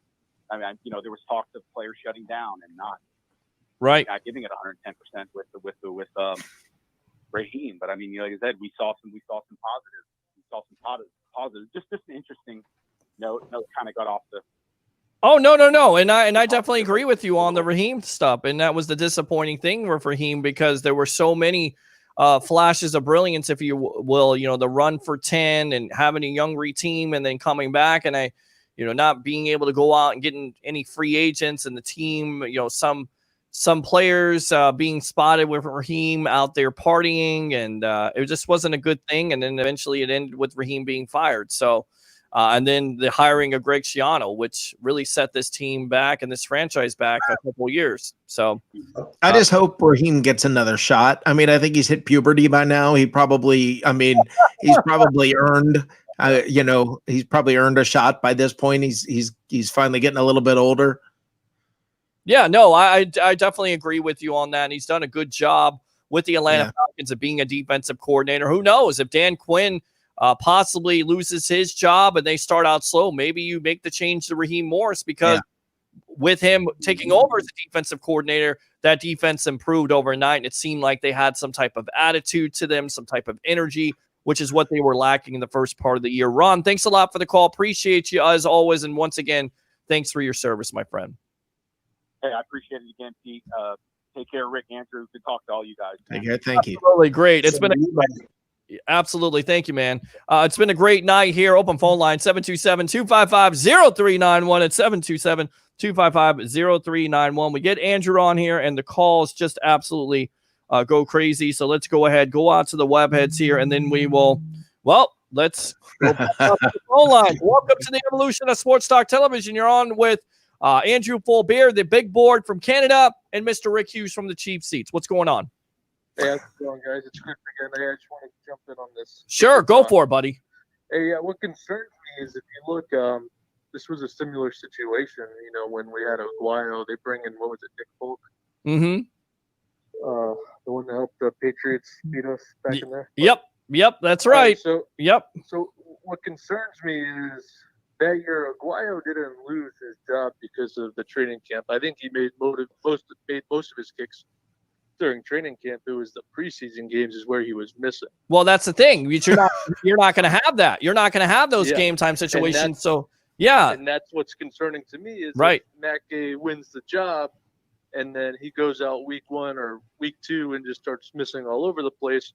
Now I'm really interested to see what they're going to do in these scrimmages that Bruce Arians was talking about. Right.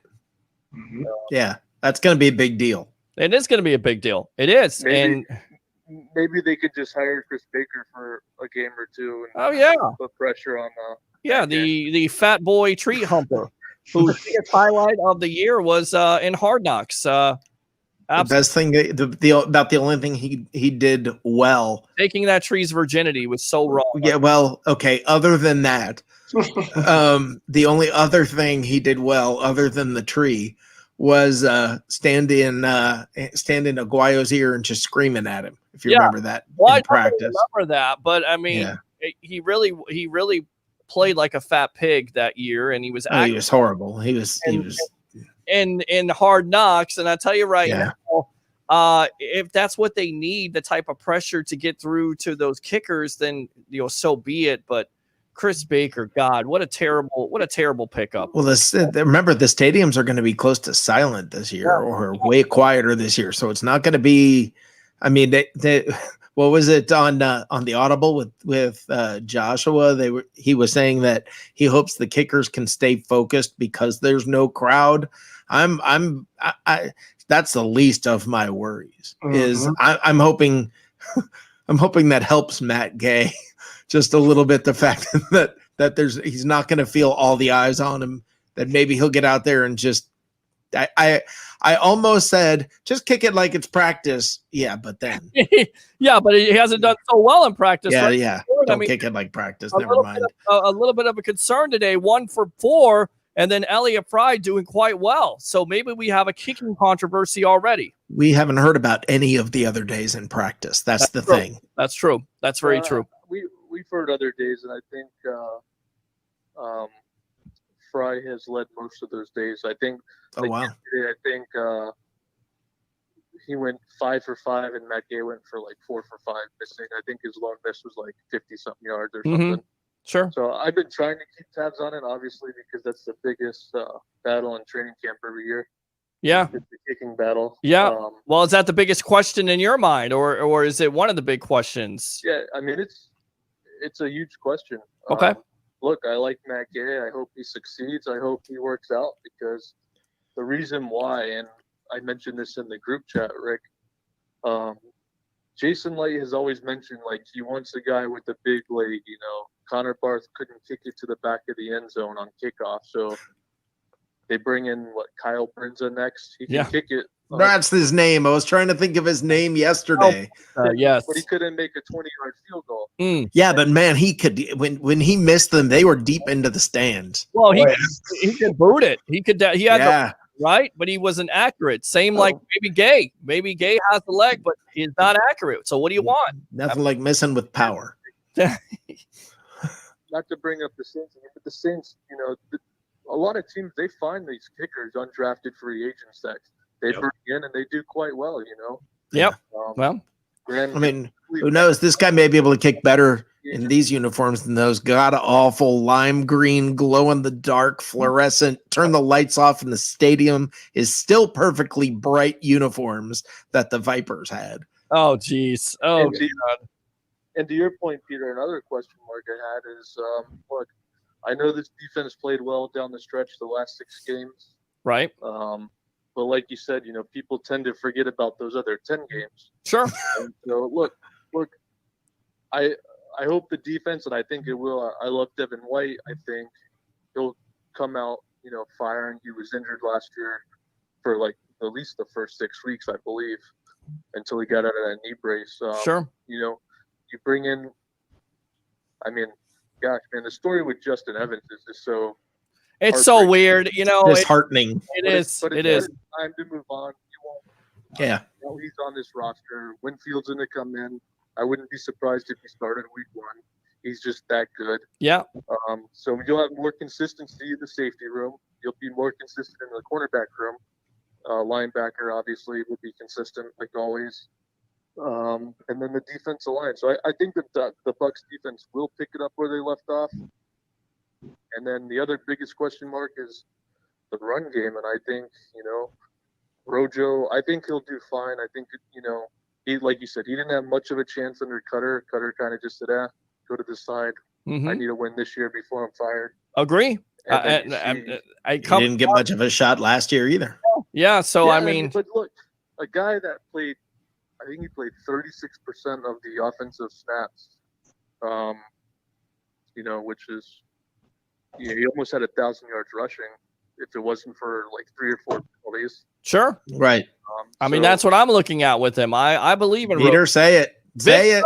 Of volume. He is a victim of volume. There you go. That kid more carries.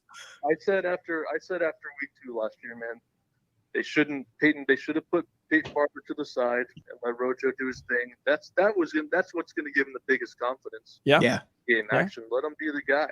Yeah. The Bucs, I think, in my opinion, just took way too long down the stretch last year to get him as the number 1 running back. But he'll be the number 1 running back this year, no matter what fantasy gurus tell you that they brought in LaShawn McCoy and drafted 2 other guys to replace Rojo. I just don't think that's the case. No. You know? No. Definitely not. I have a question for you guys, because I've heard conflicting things coming out of camp. And I've heard about Winfield. I hear, yeah, he may be a starter. He's doing great. Everything's great. And then I've also heard he's struggling a little bit. What are you guys hearing?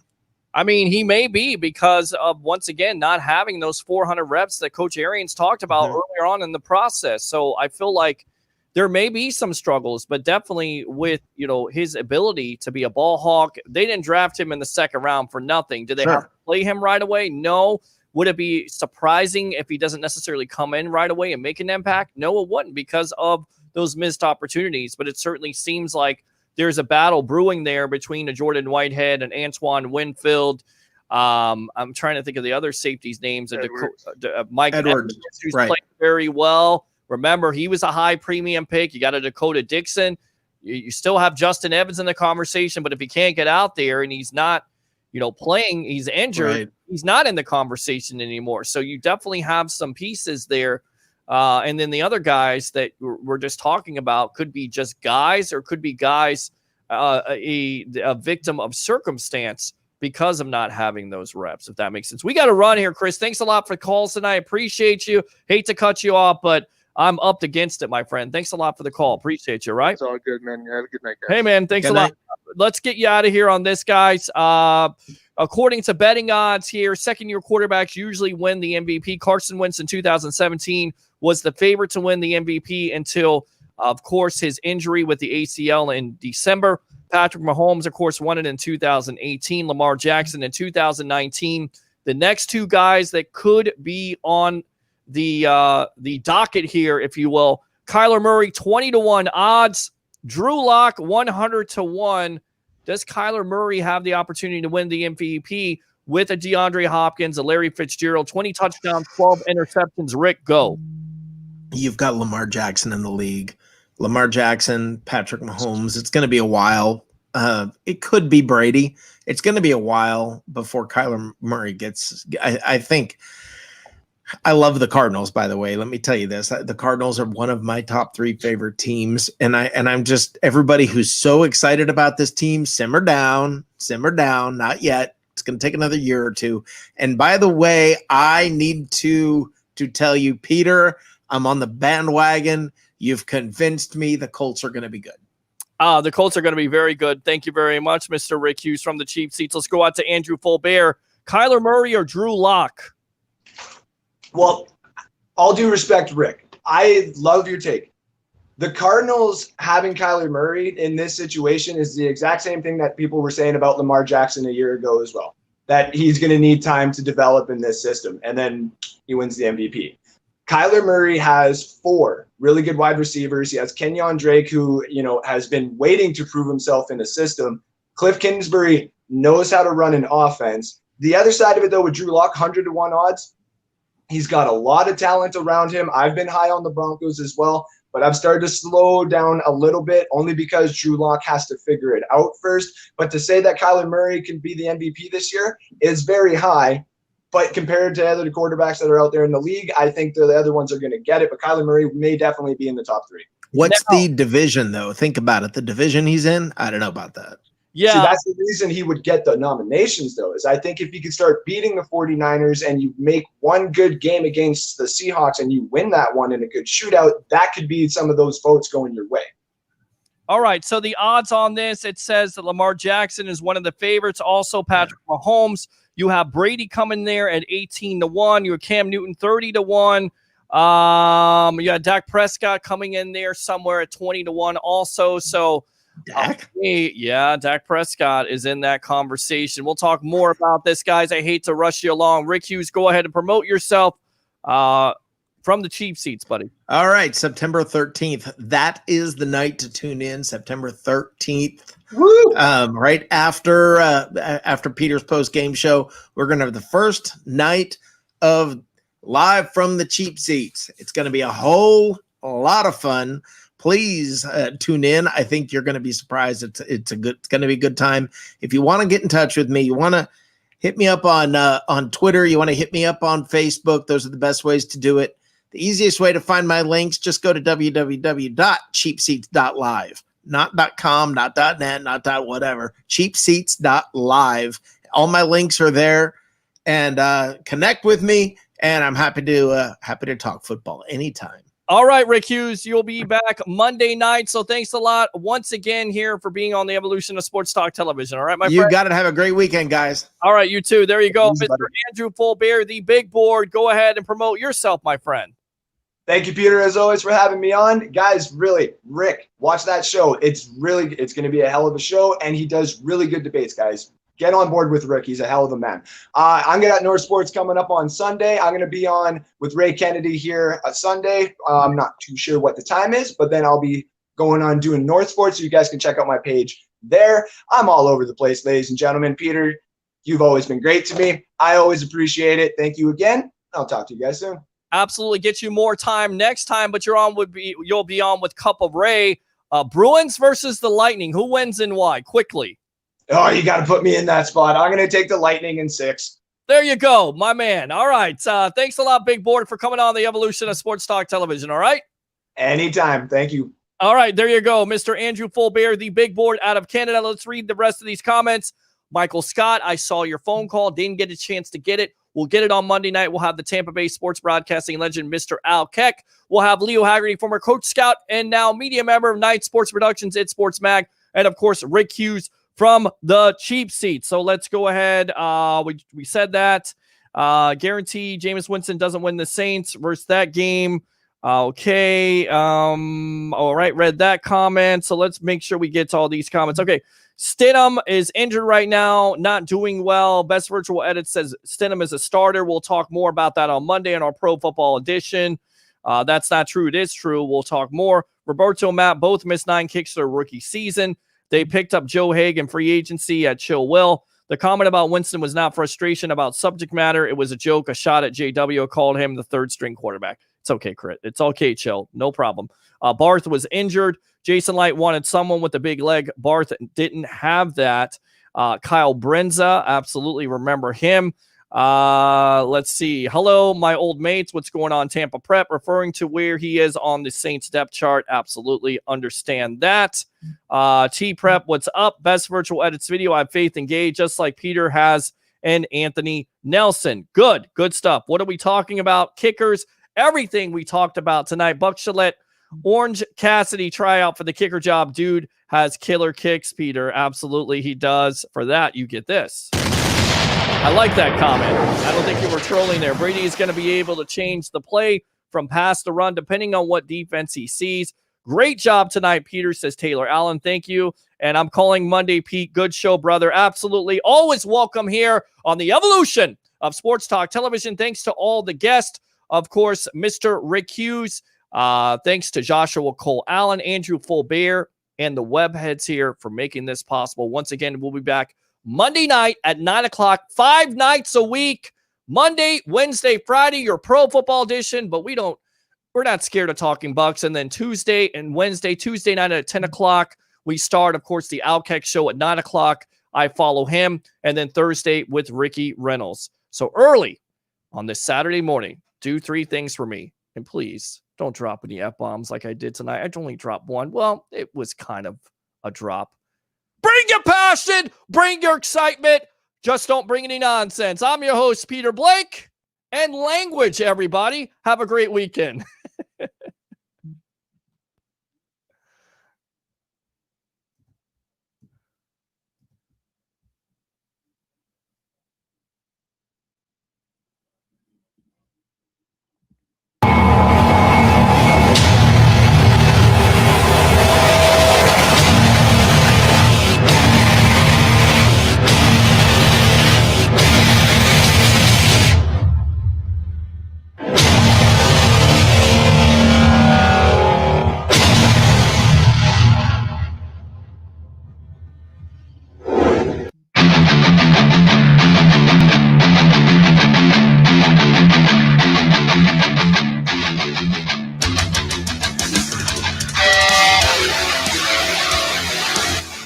You're now in the Sports Web, a sports talk show for the hardcore fan. Bring your power.